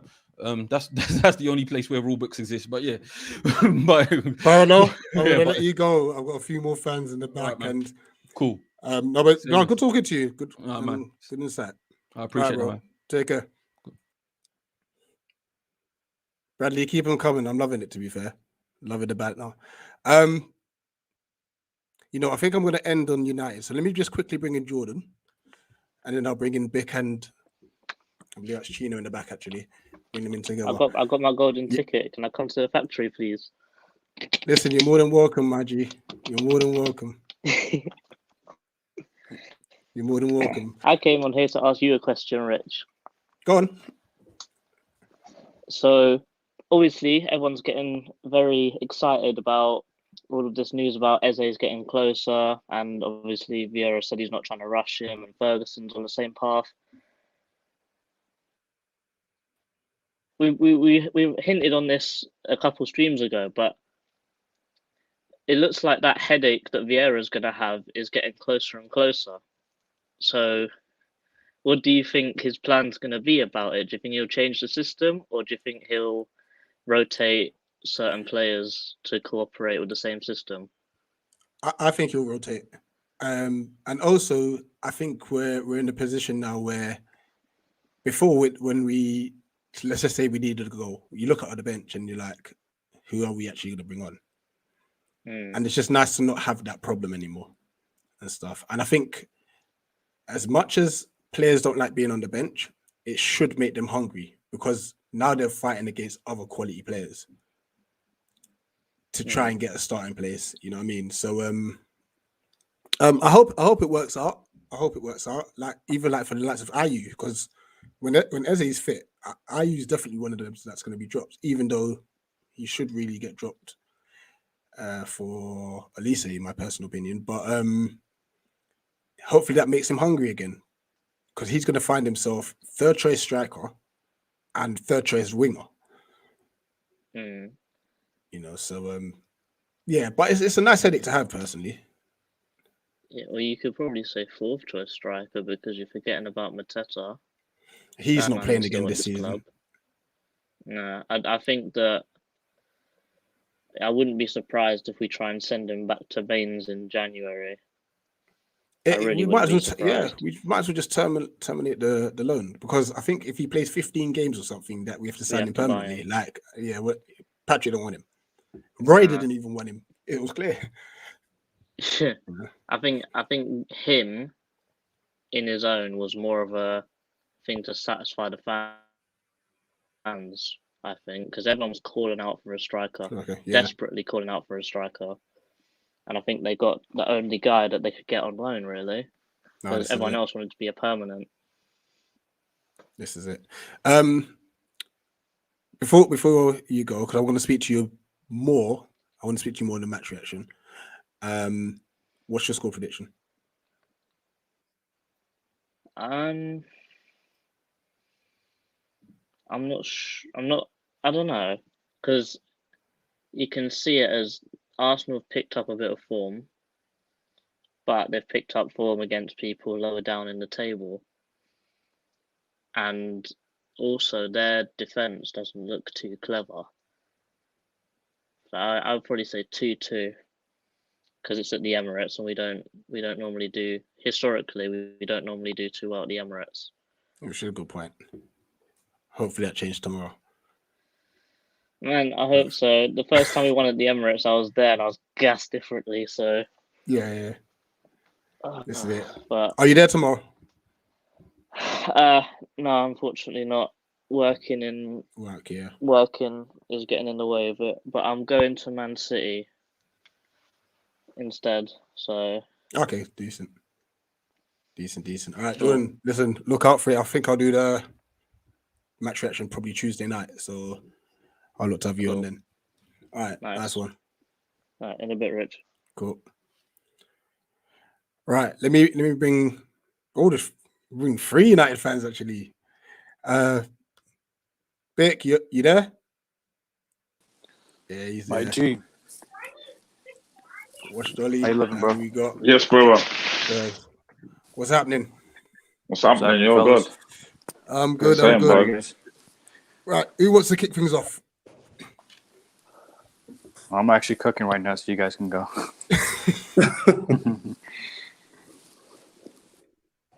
Well, what Rich? What up? What's your name, bro? Me? Yeah. Courtney. Courtney, nice for jumping on, bro. Nice to meet you, man. Go on. I'm just logging in. I think I saw you on Saeed's program last week or something, so I followed you. And I like what you're saying. I'm just looking forward to the game tomorrow, man. I can't wait. I'm a Man U fan, and I love football. And the football's been rubbish for about 3 years. So I'm so excited tomorrow. Me as a black person, I'm loving that Patrick Vieira as a black person has been given a chance in football. And the first couple of games for Palace, I was thinking, oh, God, it's not looking good, man. And then it's kicked in. It's Joe in. Unbelievable football. Unbelievable. The football we're playing right now, courts, mad. Unbelievable. I watched it last week. And imagine if you had Eze now. Wow. Unbelievable. And I'm just happy right now for Crystal Palace. I like the players, what they're getting in with the young players. I thought it was a bit risky. And there's someone like, you're just coming in and bringing these young players in. But now it's coming on God. And even the players you linked with for January, with these up-and-coming youngsters, it looks kind of bright for Crystal Palace. And all I want is Patrick Vieira to be good. And a lot of Arsenal fans are hurt right now because we got Arteta and you lot got Vieira. And Vieira's doing a madness right now. I'll be happy, man. I really can't wait for the game tomorrow. I think there'll be goals in it tomorrow. The big goals. I think it'll be a 2-2 draw. I think it'll be 2-2. Yeah, either way, like I said, the way we're playing football right now is phenomenal. Risky, like you said, and I mean, I'm mad excited, but I've also got to be realistic that we just need to make sure we don't get relegated, and try and pick up from next season. But the young players that we've got in, the confidence on the football, we used to be a part of the bus side, and we're not parking 2 buses, we're parking 3, 4, 5 buses, and hoping we can nick something. And now we're actually 50-60% possession against some of the decent footballing sides as well. So unbelievable. It's unbelievable. So Ollie, quickly. Ole. I'll be on that. I've wanted him gone for 3 years. He's a disgrace, man. He's awful. He don't know what he's doing. It's a mess. I don't know where to start. He keeps playing Bruno. I'm being real now. I don't like Bruno. I ain't like that player for about 14, 16 months. I think he's absolutely awful player. Unbelievable, awful. They plays him in the number 10. He's not number 10. He ain't got no wing mirrors. He ain't got wing mirrors. As a number 10, you have to have wing mirrors. You got to know what's about you. And he hasn't got the footballing brain. You have to go for your simple passes, your 5-yard passes, when to do that. And you don't do that. All he wants to do is spamming crosses, shoot from 20 yards out all the time. He's a big problem for Man United now. He's really a big problem because he's pressing where we're not coached. We know that. He's running around, but you can blame Ollie a little bit for telling him to come back and help out in midfield. But it should be normal instinct to see Matic and Pogba getting ran to death, or every week the 2 defensive midfielders are getting ran ragged. He should help back naturally. But you don't. You ain't got the footballing IQ. His footballing IQ's on the floor. He's an awful player. I've had enough of it. I've had enough. I'd rather see Juan Mata play him in there, because every time we don't play fluid football when Bruno's playing. I've seen it too many times. I've seen it early in the season. We played against West Ham. We lost 1-0. It was playing fluid football all game. All good game. We didn't really create much, but it was all fluid football, and it looked like it was going to break them. Then he's get the breakthrough. Then he's brought on Hernandez. Oh, man, it was a shit show. He was shooting from 30, 40 yards out, giving the ball away. rate Bruno up, and he picks him all the time. I don't know how he's playing ahead of Pogba when Bruno's not a scratch on Pogba.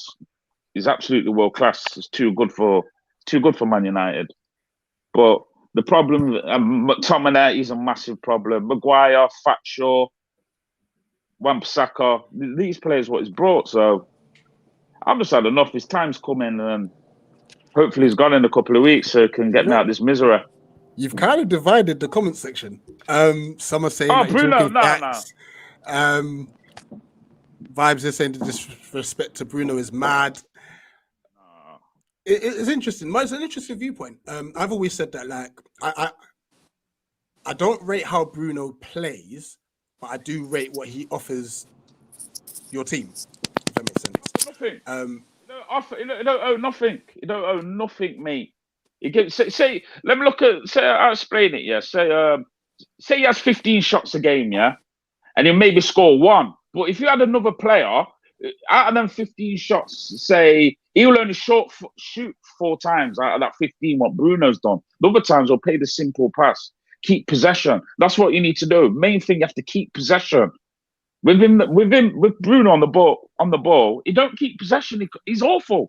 He's awful. All the time, Portugal, he always gets taken off or gets dropped. He's awful. He's terrible. I want him sold. But who's going to buy him? He's on big money. Who the hell is it going to go to? Who the hell will want Bruno? I was talking to a couple of Arsenal fans, and I says, "Oh, we'll just swap Bruno for Smith Rowe." They said, "No." I says, "Take him, please." Because I want. Yeah, but it's about keeping possession at first, isn't it? You got to keep possession. You don't need to shoot all the time. It's not for me. To win trophies and at the top, you can't have a player like Bruno. It's a liability. You can't. You can't. In a Klopp system, a Guardiola system, even a Patrick Vieira system, it would not work because all he wants to do is shoot. He's a selfish player. Very, very selfish player. He plays for himself. He's not a team player. Of course, let me go to bit about Bruno. I gotta go. Right, I'll leave it to. I'll be all day. All right, and thanks for listening to me. Cheers. No. Cheers. Thank you. You can stay on course. You can stay on because it's a discussion. This is what this is about. Like, no, I just don't understand how like Man U fans are like, oh, his quality is world class. He's not world class. He's been at Sporting Lisbon all the time. He's left Sporting Lisbon. Now they won trophies. Man, Vic, what's your thoughts? What's your thoughts, Vic? I'd say I understand where he's coming from. Just a bit too harsh, I would say. I think one of the things we got to look at Bruno is he did revamp the side, at a time where Ole and the boys were struggling. And he came in January and he changed everything. And I think a lot of people were saying if he joined instead of January in August, maybe United could have finished at a higher place. But ultimately, yeah, because he does spam a lot and he gives the ball way too much. Stat padder, innit? That's all he is. He doesn't track back as much, but I think he brings a lot of heart into the team, which you need.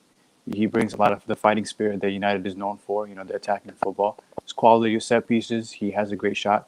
He's clicked a lot with, his Portuguese teammate, Cristiano Ronaldo. He's assisted for him a couple of times. But ultimately, I think he's not a number 10. I think he should play a bit deeper. Maybe Van de Beek should take number 10, or even Juan Mata and Lingard.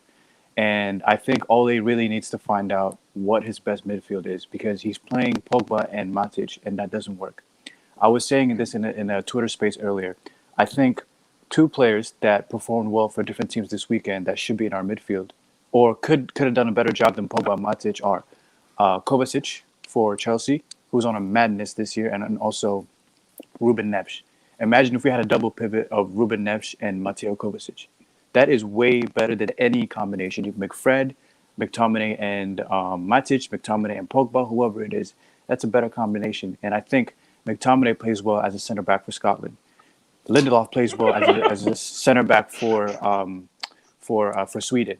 Maguire plays way better, and all these players play so much better for Sancho for the international teams. When it comes to United, it's a bunch of individuals, and I think that I've been Ole in for so long, but I think that the day that I was Ole out is after the final against Villarreal, because he didn't make a single substitution. And when he did, he took off Greenwood instead of taking off Rashford. Rashford had a stinker that final. Greenwood was the only person that could have got us a goal besides Cavani. And Pogba didn't have the greatest games. Bruno didn't have the greatest games, so we needed someone to step in. And guess what? We were memed at the end of the game by Moreno. Get out, all because of what? Because of Ole. And then ultimately, I don't want to put too much blame on De Gea. He should have saved a penalty, and penalties are a lottery. But as someone like Unai Emery, who got memed so many times, Mr. Good Evening, he's a Europa League specialist, and he literally showed Ole how to coach a final. And I think that should have been the final straw. But when you have the Glazers and when you have people who look at United as a commercial club, then what do? You get rewarded with a 3-year contract. So ultimately, we're in a limbo. And I think right now, this might be a blessing in disguise. And hear me out when I say this. I think that if we don't do so well in the Premier League, we should be focusing on FA Cup and Champions League. Because this time last year, Chelsea were going through the same problem. What did? They sacked Lampard, brought in Tuchel, ended up runners-up to in the FA Cup to Leicester City, but ended up winning the Champions League. Why? Because they had a tactician, they had a winner, they had someone who knows how to coach, run a team, someone who will get in your face, knows how to motivate you, and someone who also is there to give you a hug and make you a better player.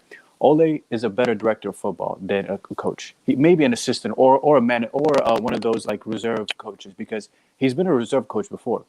He doesn't deserve the manager position just because he's just. And it's not even him being too nice or anything. Everyone has their own personality. I just think that he's just not tactically inept. With late substitutions, no in-game management, and that sort of thing. I think the job is too much for him. So many egos, so many personalities. United should be challenging for the title, or at least making top 4. But at this moment, they just look like a bunch of individuals, and that's not a difference between last year. That's not a difference when Mourinho was there. And, ultimately, think about it. He's inherited a side, and credit to him because he actually makes us look a better side at the top at the start of his tenure when we had the 10-game winning streak. And then ultimately after Paris, things went downhill. But he has a better team than Van Gaal. Van Gaal used to play the likes of McNair and Blackett and Karen Borthwick-Jackson and the young Jesse Lingard and Rooney playing as a center mid. And he's inherited a better squad. And ultimately brought back the attacking style of football, but he doesn't play the 4-3-3 anymore. In big games, he hasn't played 3 in the back anymore. Imagine a 3 in the back of McTominay, who can play center back, Lindelof, who can be a sweeper center back, and maybe Maguire and Varane. Obviously, Varane was a big miss this weekend as well. And even Wan-Bissaka. I think Wan-Bissaka can do a job playing center back because he plays as a wing back, but his delivery is not there. And ultimately, I think under Ole, the likes of Shaw have gotten better. The likes of Greenwood have stepped up. Rashford looks a better player. Cavani obviously did a mad thing last year, so shout out to Cavani. But he has so many options, but he's just he's not flexible. And in a job like this, you need to be flexible. Sir Alex wasn't the greatest manager in the world because he was the greatest manager in the world, but it's not like he was some sort of like really master tactician. He just did the simple things correctly. If you need someone in your ears, to, give you the hairdryer treatment, he will be the first one to do that. But if you need someone to motivate you, they will run through walls. Chicharito went on. This comment is funny. Bradley, I see where you're coming from, but it's crazy. Chicharito went on a podcast, on the United podcast, and said that for someone like Sir Alex Ferguson, he would run through a wall because he was a master motivator. You don't see that with Ole. Ole, you might get someone who will give you a hug, a pat around the back, and someone you can click with on a personal level. But you need more than that. You need someone who's going to make you a better player. And ultimately, we haven't got enough of that. And I think Ole, as an interim, he did a great job. Credit to him, And big games, we became big game bullies under him. And whenever he's under the cosh, he turns to prime Sir Alex. But now is the time to really think, hey, we have a squad that can potentially win a trophy this year, but we can't do it with Ole. So Zidane is on the market, Conte is on the market, but ultimately, I don't think we're going to sack him unless maybe we lose all the remaining games of this tough fixtures we have just because we have the Glazers who gave him a 3-year contract. So that's it. Fabs, thanks for waiting patiently, boy. I already know your views on the gaffer. Bro, but I was just going to give you a little Crystal Palace, bro. 2-1 Palace. No, I'm saying honestly, though, look, I can't believe Ricky there believes that that we'll be better off, that Ole is more Bruno is more the problem than Ole. I don't. Oh, you mean I don't agree. Nah. Ole's the problem, mate. Ole's the problem. Okay. Let's just talk about Palace, man. I was in a good mood talking about Palace, man. I wanted to talk about Palace, but in the back. Oh yeah, no. It just kept ringing Come to on, me man. that you went so hard on Bruno like that. Nah, Honestly, I think it Bruno's comes a down. rubbish footballer. Bruno's a rubbish footballer, but Ollie's the major problem right now. Because a proper manager will come in, Bruno will be on the bench where he should be. But I don't want to know. talk about Palace, man. I Yeah, was so happy and we positive. can Man, you just gets me we can angry. get into the Palace talk but I ain't gonna lie though, I don't agree with the Bruno part because I think it comes down to the coaching of the team. Ollie wants to play for back six and then a front four, and that's where you see that disjointed come from. Bruno is one of the only people that's going to press for us. And when you say you don't see him getting back, he does, but he's doing a lot of the pressing by himself, so it looks stupid. Yeah. The problem from that is you either tell him as the coach to stop it and sit in a spot and block space and cover the man, or you tell him he come sit his ass on the bench. So Ollie don't want to do none of them. So that's why I don't even business to say it's Bruno. And just to say one last part about that, if you take his goals, right, and his assists out of there, dead. We was dead as hell. When we lost to Burnley, right before we got Bruno, we was dead in the water. And when Bruno came in, if you move his goals out, I'm gonna tell you right now, if you put one Martin in there and you put Bruno and you move out Bruno, that second and third that some people clinch into so hard, that's sort of a farce as it is. Them second and thirds would have been fifth, sixth, and seventh, bro. I'm gonna tell you that right now. You better go back and look at how much goals and assists he put up. Even Pogba ain't been consistent. We'll keep the ball better. It's about keeping the ball, man. We don't even keep the ball. Yeah, but we play the worst football in the league. He's the problem, mate. Bro, He's a big problem. He's part of the problem.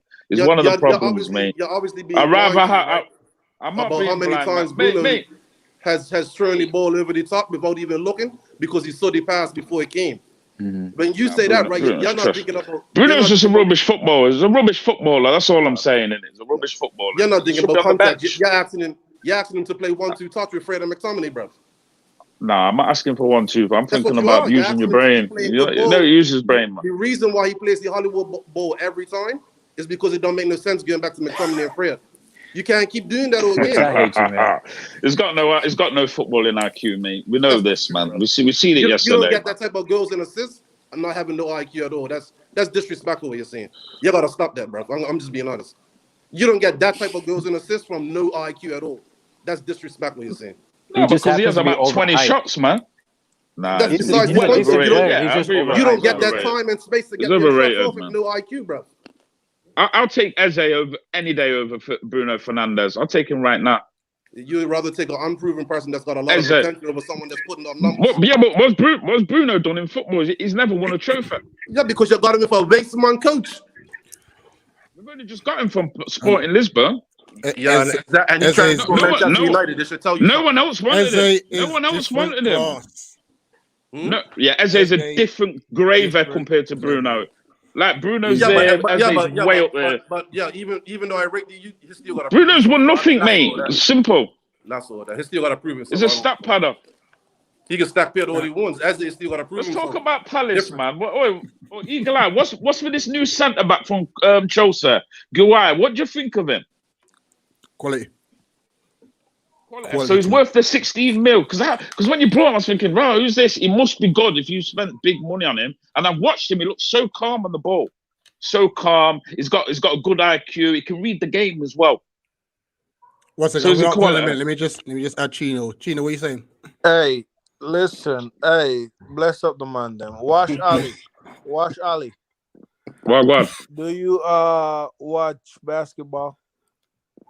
Nah, I watch a little bit, but I watch more American football. Let me tell you this. So you see, Bruno is like James Harden. They're very good player. Listen. Yeah. Very good player, but James Harden in basketball is called an ISO player. He needs the ball in his hand. He's gonna kill the shot clock, but he is gonna score or he is gonna assist. He is a good player. He won MVPs. Bruno is a good player, but he's not a system player. He's an ISO player. He does Bruno stuff, but you can't just sit here and say the guy is not good. He's not a baller, man. He's not a baller, man. It's all about. Stop it, Ricky, man. You can't keep saying that, Ricky. You can't say he's not a good player. He is a good player. It's just different type. He's an ISO player. He's a stat padder. That's what an ISO player is. Exactly. That's what an ISO. ISO player mean give me the ball and get out the way, bro. That's an ISO player. Mhm. That's what he is. He's an What would ISO you player. rather have? Do you rather have Juan Mata in there, or give me something Bro, better than I Juan do Mata? What not. would you rather have then? I'd rather Lingard. have a new coach. I'll have Lingard, yeah. If Bro, you're we gave listen, Lingard about 4 seasons off and on trying that. You can't be serious right now. No, he went. Yeah, What about Andres yeah, but Pereira? Hey, you gotta change your name to Ricky though. nah. bro. No, But but all top football teams in the world, Bayern Munich, whatever, they all play possession-based football, and they know how to keep the ball. Bruno is not that type of player, mate. but he Bruno would be can though. more, But he'd no, be no, more no. dangerous But no, when he listen. comes on. But he Wait. can play. When's the last time Bruno had a complete 90-minute game? You're talking over a year or never? I don't think he has. But When has listen, The last United time had had a when has complete United had a game. complete 90-minute game? We haven't had a When complete is it? 90-minute game. Had 3 good games since he's been at Man United. I don't rate him. I don't rate him as a footballer. He's not a good footballer. He's got a rocket shot on him, and he's unbelievable coming in late in the box, and his hunger to get goals. But that's all he is. But as a footballer, all-round footballer, he's crap. I like proper ballers. When I'm looking at proper bro, ballers, like you can't listen he's not because a proper baller, you man. will say, listen, He's not a baller, because man. a lot of Look, people we got say, Crystal Palace, listen, man. no, He's listen, got bro, Eze and Zaha watching week in, week out. They're proper ballers, man. You know, Nah, can keep the ball, don't keep the make ball and Rich, play it off, man. Imagine make Rich feel Zaha or special, Eze bro. in our team. Bro, Imagine man, Eze and thinking so Man U's team Zaha, bro. sourcing it. Zaha You is keep the shit, ball. bro. You keep the ball. Zaha Bruno is can't get shit, into bro. any other big team in Europe, mate. He'll be on the bench. Nah, Hey, you I want to lying. win trophies. Martin Luther King said it best, but everybody's got to have a dream. But everybody's got to have a dream. You always got to have that other opinion, I guess. Courtney, address this comment. What? Why do you keep ignoring the fact that Klopp wanted Bruno? No, but there was looking at him, but they didn't want him because they was looking at him because everyone's looking at him because of his stats. Oh, wait a minute, scoring loads of goals. Then they realize he consistently gives the ball away, and he's not that type of player. He's not. All right. That's what it is. It's possession based. Why was it only Man United who went for him? No one wanted him. Do you know last season? He was averaging giving the ball away 30 times, averaging 30. Some games they give it 30, 35 times. So if you give the ball away, average at 28 times, that means you're giving the opposition chance to have a break. Yeah, and it's about keeping possession. You know what I'm saying? You can't, man. I'm not hearing all this. What was his average in goals and assists? You know that? Yeah, but bro, that's what I'm saying. Goals. We can. Bro, anyone goals can score in games, goals. bro. What you want to do? Draw every game and just say you didn't lose the whole season?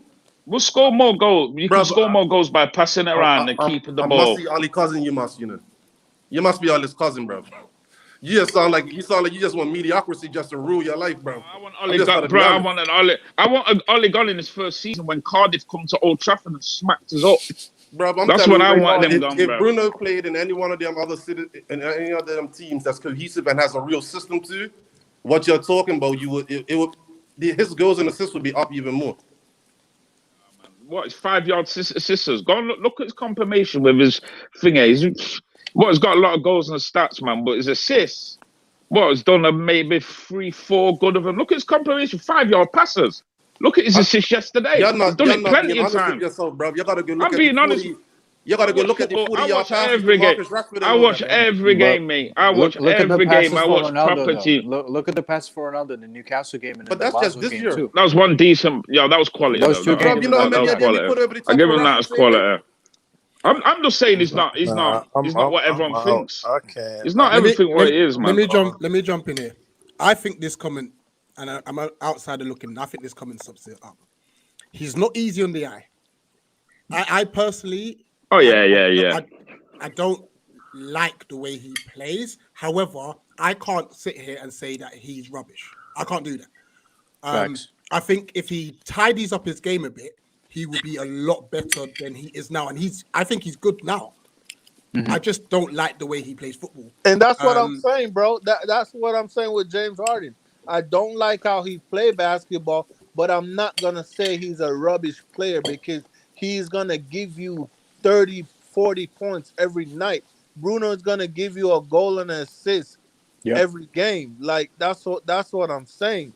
He's not, bro, I cuss Bruno every day. I watch the game, the middle of the field, like we're in the center, bro.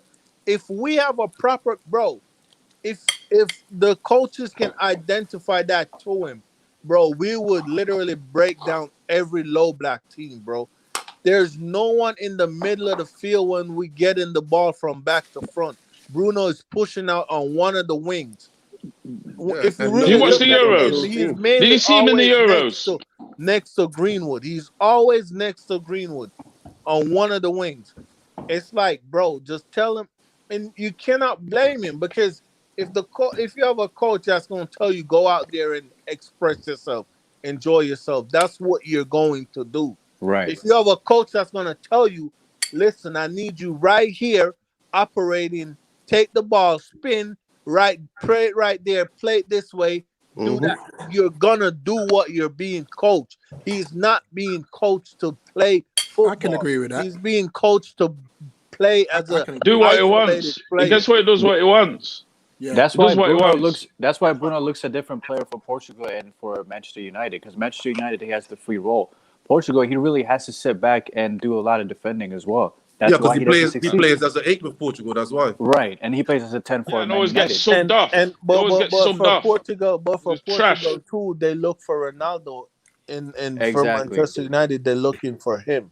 They give Exactly. him the ball. Everybody, like, literally, I feel like the drawing board is when you get the ball, find Bruno, and it's like, no, play Bad as a tactics, team, man. play as a team, and Facts. Like, Gina, we 1 second. Guess who's back? Hamza? Yo, It's Oh, not. It's not yo, Hamza yet. yo, I go on, right? Chino say James Harden, right? I'm more think the man's more like a Westbrook. He go upset you, he go piss you off, but he go do something still. You know what I'm saying? Mm. Westbrook first 2 games for the Lakers, man had bare turnovers, blood. 16 of them. But you know what? You know what I want to do? Still thing go happen. I mean, I ain't Bruno's biggest fan because I just think he's a madman sometimes, but you can't deny that he produces still. Facts. If you get what I'm saying, He's a my good G. man. He's a good man. He's a good man. That's all I can say. He's a saying, good man. He We're still produces trash. still, so you can't just fight him and say it. personally, my You done? listen, this is my starting level with everybody fit. This is the team I would start. And if you really know football, you know why I do it. They are in goal, Wan-Bissaka, Varane, Lindelof, and Telles. But you have listen, Telles is not playing good right now, but you need to give him a run again. Because Luke Shaw is not Tellers playing has any to start better. for me. Luke Shaw is not Has playing to any start better. for me. But in the midfield, Danny, Matic, and Pogba. Up front, Ronaldo, Martial, and Sancho. Because Yes. listen, no, you're not gonna bench Ronaldo, right? So you need guys who are gonna create for him. Rashford is not really going to create for him, and Greenwood is definitely not gonna create for him. So you need guys who's gonna create space for him Sancho need to and play, get you. give him the ball. And I think Martial on the left, because now you're gonna take Ronaldo. What Ronaldo is gonna take away from Martial, because you never hear anyone say he's a bad player. It's just he doesn't finish his chances, and Ballers. Ronaldo is gonna finish the chances for him. So if you play Martial on the left, you're already gonna nullify the criticism everybody got for him. Is like you don't score goals. Ronaldo is gonna score the goals. All you need is for him to create for him. But that's the level I will go with. Cool. Hamza, good evening. Yeah, 100%. Good evening. Good evening. Oh, you've got your list. Oh gosh. Hamza, I thought you stepped into the light, bro. You're wearing the sunglasses again? Just for you, bro. The last stream I heard you, and I thought you stepped into the Ollie out light, bro. Yes, this is true. And I've started to hate myself because of him. And I, like, generally speaking, but last game against Leicester, I wasn't up for it. I wasn't up for it. I wasn't excited to watch Man United. Honestly, that's why I'm not that mad. Like, generally, I'm not that mad. Honestly. Man said that was a slipper, flipping hell. But I was just about to say, they shoot a slipper at you. You gotta throw that notebook at fucking Ollie, Thing is bro. that you just put the list much. Man adding to the list, blood. Courtney, just so you know, yeah, Hamza has a list. Now, if you get on his nerves, he puts you on the list. And then on his stream, he's a mad rant. I mean, he literally rants about it. It's so funny. Hamza is a funny guy still.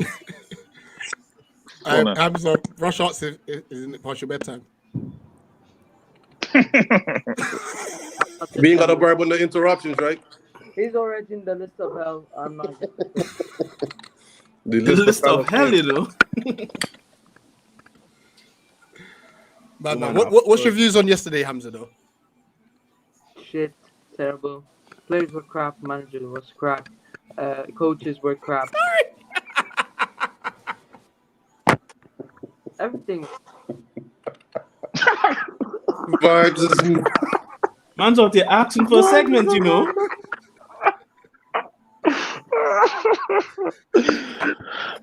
Oh, God. Those with the slipper, you know. Madman, still, you know. And Jordan said he wants a segment on your rant too. He said put him on the list at the top. Who's Jordan? Yeah, look, can I ask a question though? No, hold on. Who's Jordan? Jordan's a Palace fan. He's been on my stream quite a few times. He just made proper team. Yeah, he made the list. Yo, Rich. Yo, I gotta get going, and my phone keeps bugging. But big up to you, man. This was a great discussion, and I hope you're enjoying the church. Peace out, man. No, I appreciate you coming on, man. And this is what Sunday's for. Like, I know it's not just Palace content; it's to talk to fans of any club.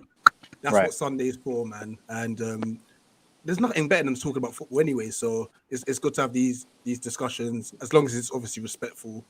You know what I mean? We all have different opinions, and this is the platform for it. You know what I mean? So big up for coming on, though, bro. Appreciate you guys. Cheers. Take care. Peace out, man. Man said all he needs is a slipper, you know. All he need a Timberland boots, blood.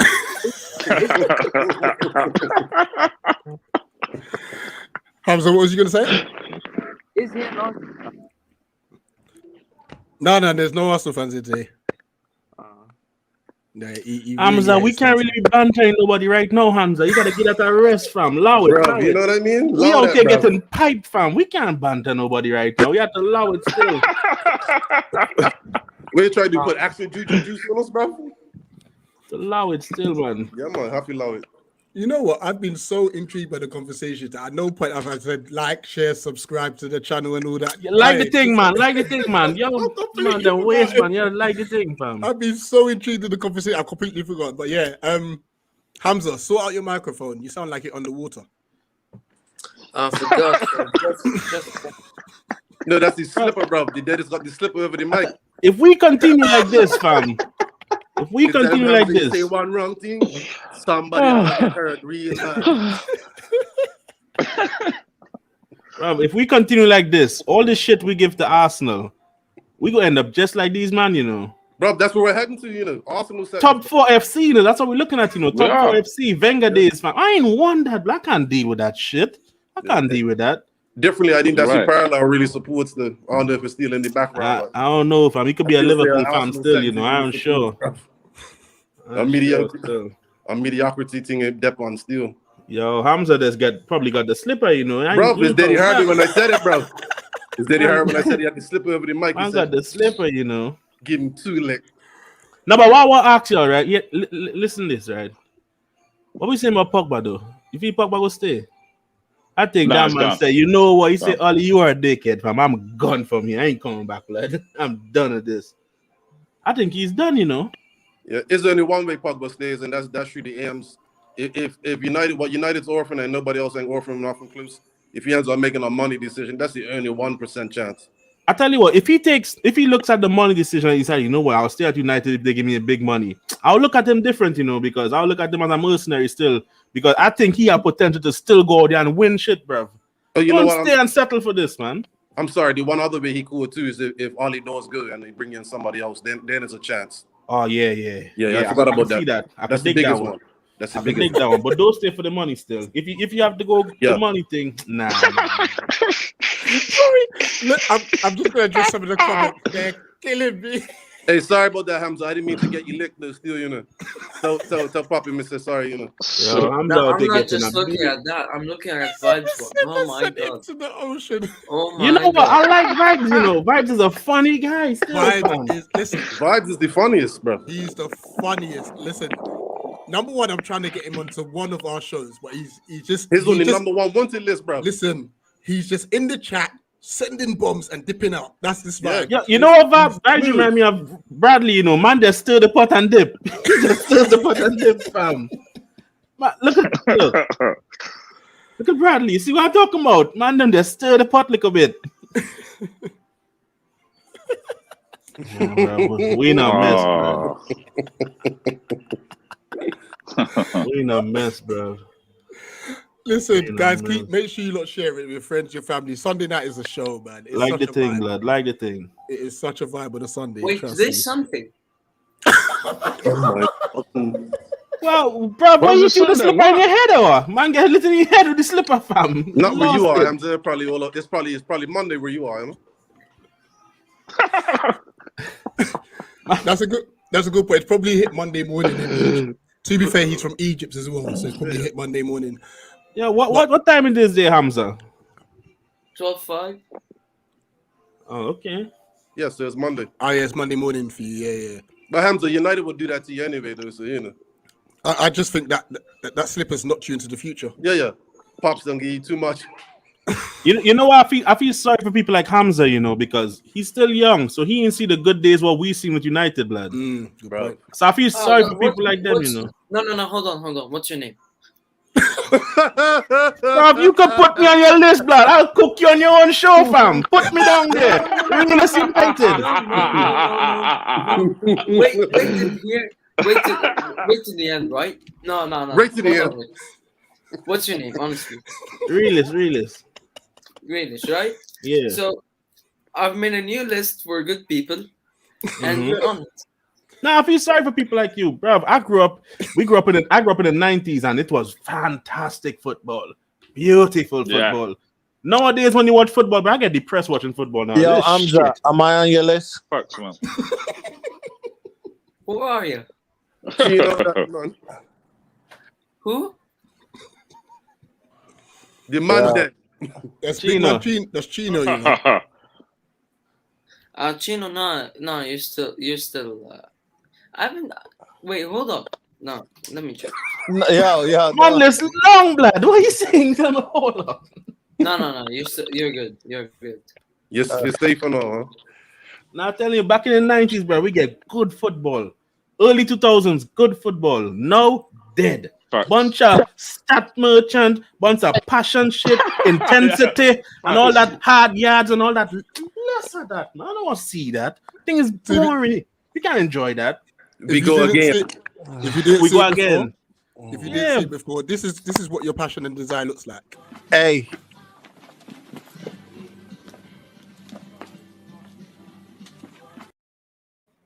Rich taking the piss, bro. Wow. Yeah. He taking the piss.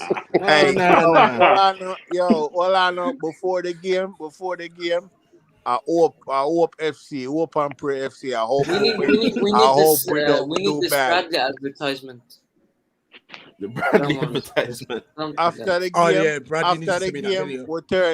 game, we're turning out. We'll go again FC. Before the game, I hope and pray FC. After the game, we go again FC. Watching United is like at the end of the game, it's like somebody in your family dead, fam, and you just stay sad. I wonder why. We go again. We move on. You just sad, you know. We are United. We are shit. Tell me this, right, boys? When last year I watched a United game, I was happy at the end of the game. I will wait to hear this. I'll wait. The slipper sent you to BC.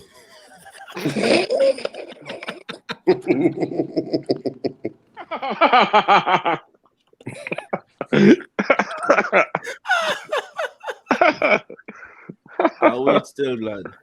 I'll wait still to hear which last time you watch a game and man enjoyed it. I'll wait. To me, it's been dead, fam. It's been dead. Even when we win, it's still shit. That's what I'm saying. I'm on loan to Palace right now. I'm just watching Palace, man. Real football. You're That's welcome. what I like, man. Can't wait for You're tomorrow, welcome. man. Can't wait. After that trash Yo, football oh, yesterday. yo, watch. Oh, you sound so like you want Palace fan. I want to you.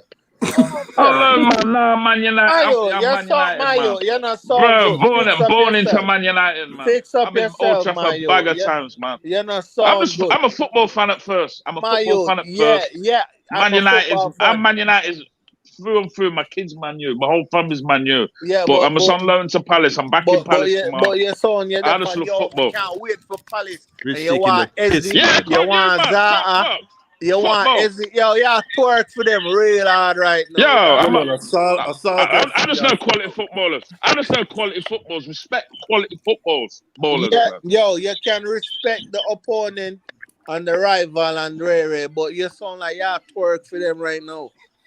No, I'm not twerking. I'm just twerking for the Twerking thing. football. And one of the brothers, I'm just happy. Someone who looks like me is sourcing it in the Premier League, doing madness for football, bro. He's been given a chance. Yeah, Football Palace are playing right now. True, but yeah, me saying you have to ease up off of the. I want to see Palace. I want to see Palace. I want Zaha. I want Eze. I want Zaha. Yeah, I do. Yeah, Eze. loves it. What? See, the one Eze, Zaha, Man United. Hell no. Zaha's better than Rashford.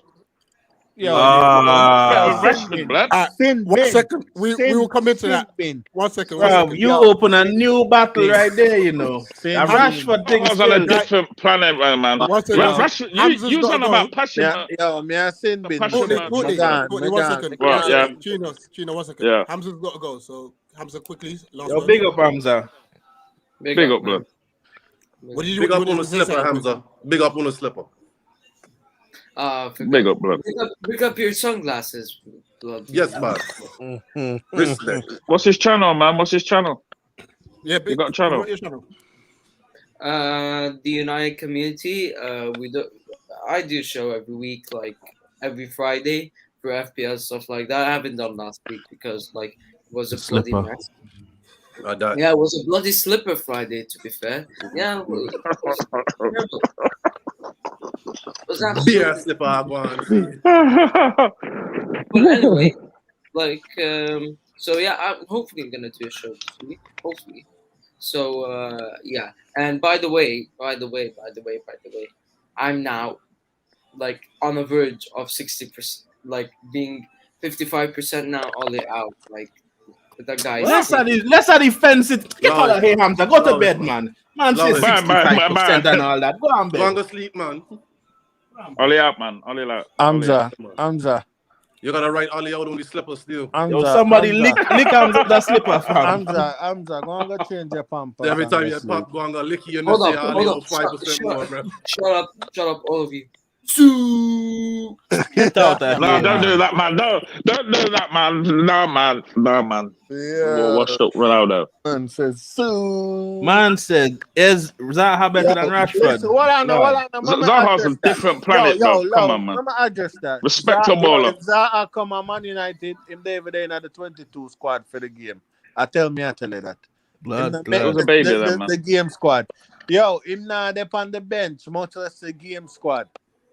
Cause they see the bench. What back then? He was 19, bro. Me I talk about He no. was a kid, bro. If him come on Man United now in January, Zaha and David in the squad. I tell me. What? I've been working. What? Are you mad? He's been playing most weeks. He's been weekend. Yo. He's up there, mate. He's up there. Zaha's up there. There's levels, different planet to Rashford, mate. Come on, man. Respect the footballer. Wait, hold on. Respect Zaha. Respect Zaha. Zaha's on a madness for Crystal Palace. Rashford could never do that for Palace. What it is, man. Zaha's a baller, man. Make me tell you this. Rashford's not a baller. He's a step cutter. Passion, man. Just quick and pace, Yo, man. Make me tell you this now. I feel what you say, right? Hey, hold on. No. Hold on. I want to win trophies. To win trophies, Rashford's not good enough. Yo, flip your camera. You should be able to I'm done with Rashford. Ricky, I want the brother you asked. Ricky, I tell him for read. Blink twice. Ricky, I tell the brother you for read. Yo, flip your camera, man. Ricky, come out of the man house. Yo, Ricky, I want him on stage, you know.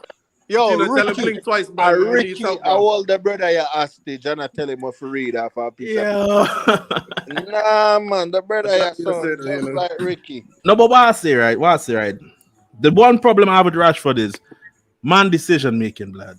Yeah. If man I work agree. on decision making, we won't be having this conversation. To be fair, if he just works on that, we won't have this conversation because Zaha ain't nowhere near him.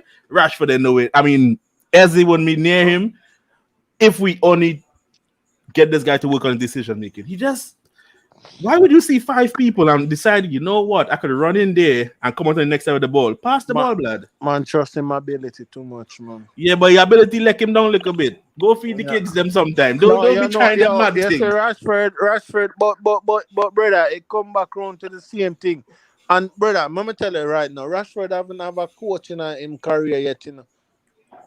No, you know, only You know, probably that's Louis that's Van the Gaal point. you can say if you look a bit, you know, but Rashford not have a coach yet, you know, because Mourinho stifle Rashford and Marshall career, you know. And Yeah, Ole Gunnar Solskjaer is not a facts. coach, you know. It's not so mind Well, you, we know imagine, we listen, know all these want to demand them. All these want to imagine, demand them.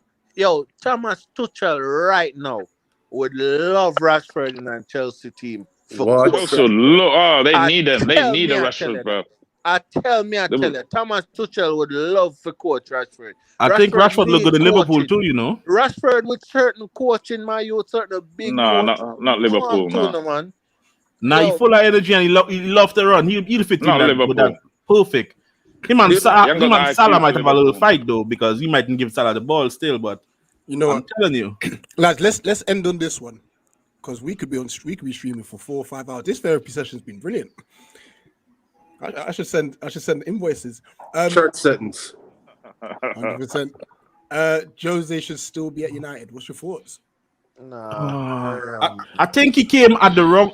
Him and Moyes came at the wrong time. If Jose came when Moyes was there, I think it was that we won the league the next year again. If Jose came that time, because I think he could have won the league with the squad still. If Jose didn't come and knows the time with the team that's already built, I would say now Jose need a team that's built from top to bottom to bench. He needs everything. You can't give him a team where he needs 5-6 players. Nah, he needs everything. Man said Osama bin Jose, you know. What the hell, Yeah. Hey, no. But you saw his interview though with Liquid. I think he did it earlier. Man, I'm going to see it. Earlier Yeah, this week. Ferbs. First, big up, bro. I'm wrapping up soon anyway. Yeah, man. Big up Ferbs. I would have kept Jose if I knew he was gonna get Ollie, man, because Ollie's just giving me pure stress. Nah. Start To to be go fair, grey. I couldn't take the players under the bus every week thing, man. Jesus Christ, fam. Football Ollie's doing the same heritage. thing. Football Ollie's doing the same heritage. thing. No, Ollie don't Football put the players under the heritage. bus, bro. Ollie put the bus on top of the players, fam. Ollie different. He don't put them under it. He put the Sevilla bus on is a top of better them. team than us. That's football heritage. They have football heritage. They are better than us. That's when I laugh. I'm like, get rid of this crazy man To out of be here. fair, right? You don't want Josie to coach your team. But you see when he's coaching other teams, I love his interviews. He's a pure madman. Love the Yeah, guy. it's entertainment. There's 2 managers I love to listen to in interviews, Jose and Sean Dyche. Sean Dyche is bare jokes, you know. He is bare jokes, you know. Man will tell you all sorts of wild stuff, you know. What is this? This man then taking it to us, yeah, you know. You're not killing me. I want to talk about Palace. You just want to talk about Man U. I'm going bed in a minute. Man said, who is young boys, you know? Palace. Right, you know, Courts. I'm Well, gonna do a match reaction for the Palace game anyway Tuesday. So definitely come share your thoughts. yeah, there as man. well. Respect, man. Guys, what I'll do, just to finish up, how long do you think Ollie lasts? Just quickly, how long do you think he lasts? Courts? Top 4 FC, blood. He ain't going 2 nowhere weeks. once we are top 4. 2 weeks. They're not going to get rid of him while we got a mad run. They're going to just let him die and dry and burn. So you reckon after the run he's gone? Yeah, after these next 2 weeks. Hopefully he's gone after Liverpool peppered us at the weekend. Hopefully he's gone then. But yeah, 2-3 weeks he'll be gone, 100%. Realist, how long does Ollie have? Blood, end of the season, fam. That man ain't going nowhere, blood. What? These men are waste, man. I'm telling you, these men ain't only go nowhere. He ain't going nowhere. You saying it right? Once they could see top 4 is in sight, they don't care. Top 4 is all they care about, bro. What they want, that Champions League money. Once they can get in there, man, them happy. Before Nah, you the go, media on imagine to him. this, The right? media. Imagine this. Imagine the Super League with this shit we played. Oh my god. Bro, every week we'd have been holding court. We'd have been Laughter FC, bro. Listen, to be honest, Courts, yeah, I know there's a lot of fans that obviously bring controversy and stuff, but you brought it with banter and stuff. Obviously, the chat hasn't agreed with everything you've said. They have agreed with some. Some's like, yes, Courts. Others like, no. Of course, man. They know football. Who agrees, man? They know football. That's all. I just watch Man U. I watch bare football. That's it. I'm just going what I see in it. Yeah, the way I see football. I grew up on the 90s football, so my quality in that is different. You know what I'm saying? I hear you. Do me a favor. I'm gonna end the show, but stick around in the back. Yeah. I'm gonna chat to you. Yeah, man. Thank you. Yeah. Thanks for your time. No worries. Easy, man. Guys, listen, I'm gonna wrap up, boy. What's that? What do I do? Just press leave. No. I'll remove you, but just sit tight. Thank you. Have a good night, yeah. So yeah, Realist, big ups as always, man. Yeah, no worries, man. Like I said, follow the Twitch, Realist United. Great United content there too. Big up, bro. I'm gone. Yo, therapy is done. I feel like everyone got what they needed to get off their chest. We've had fun with it. It's been banter, it's been lively. But all in all, football wins. Like, there's nothing better than talking about football. So big up to you. I had almost 2.5 hours. Proper mad. Listen, if you're new, subscribe. If you ain't, share the channel. Like on the way out. This has been brilliant. This has been jokes, man. I really appreciate it. Get amped to be back next Sunday as well, as per usual. Hopefully United get a better result for them. And obviously I'll be there. Match reaction either Monday night. I'll probably do Tuesday night. Also look out. I'm going to be doing a Crystal Palace Squid Game stream. So just rating the players, seeing how far they'll go in the Squid Game. So look out for that. I've also found an Australian Crystal Palace fan. So I'll be interviewing him probably during the half term, which is not next week, but the week after. So yeah, there's different sort of content coming up and stuff. And big up to Bradley trolling the suit and stuff. But, you know, but it is what it is. I had to dress up for therapy, you know what I mean? But I'll be back in my casual wear as per usual. So yo, big up to everyone. Love the community. Positive vibes. And I'm out. Where's my entry? There it is.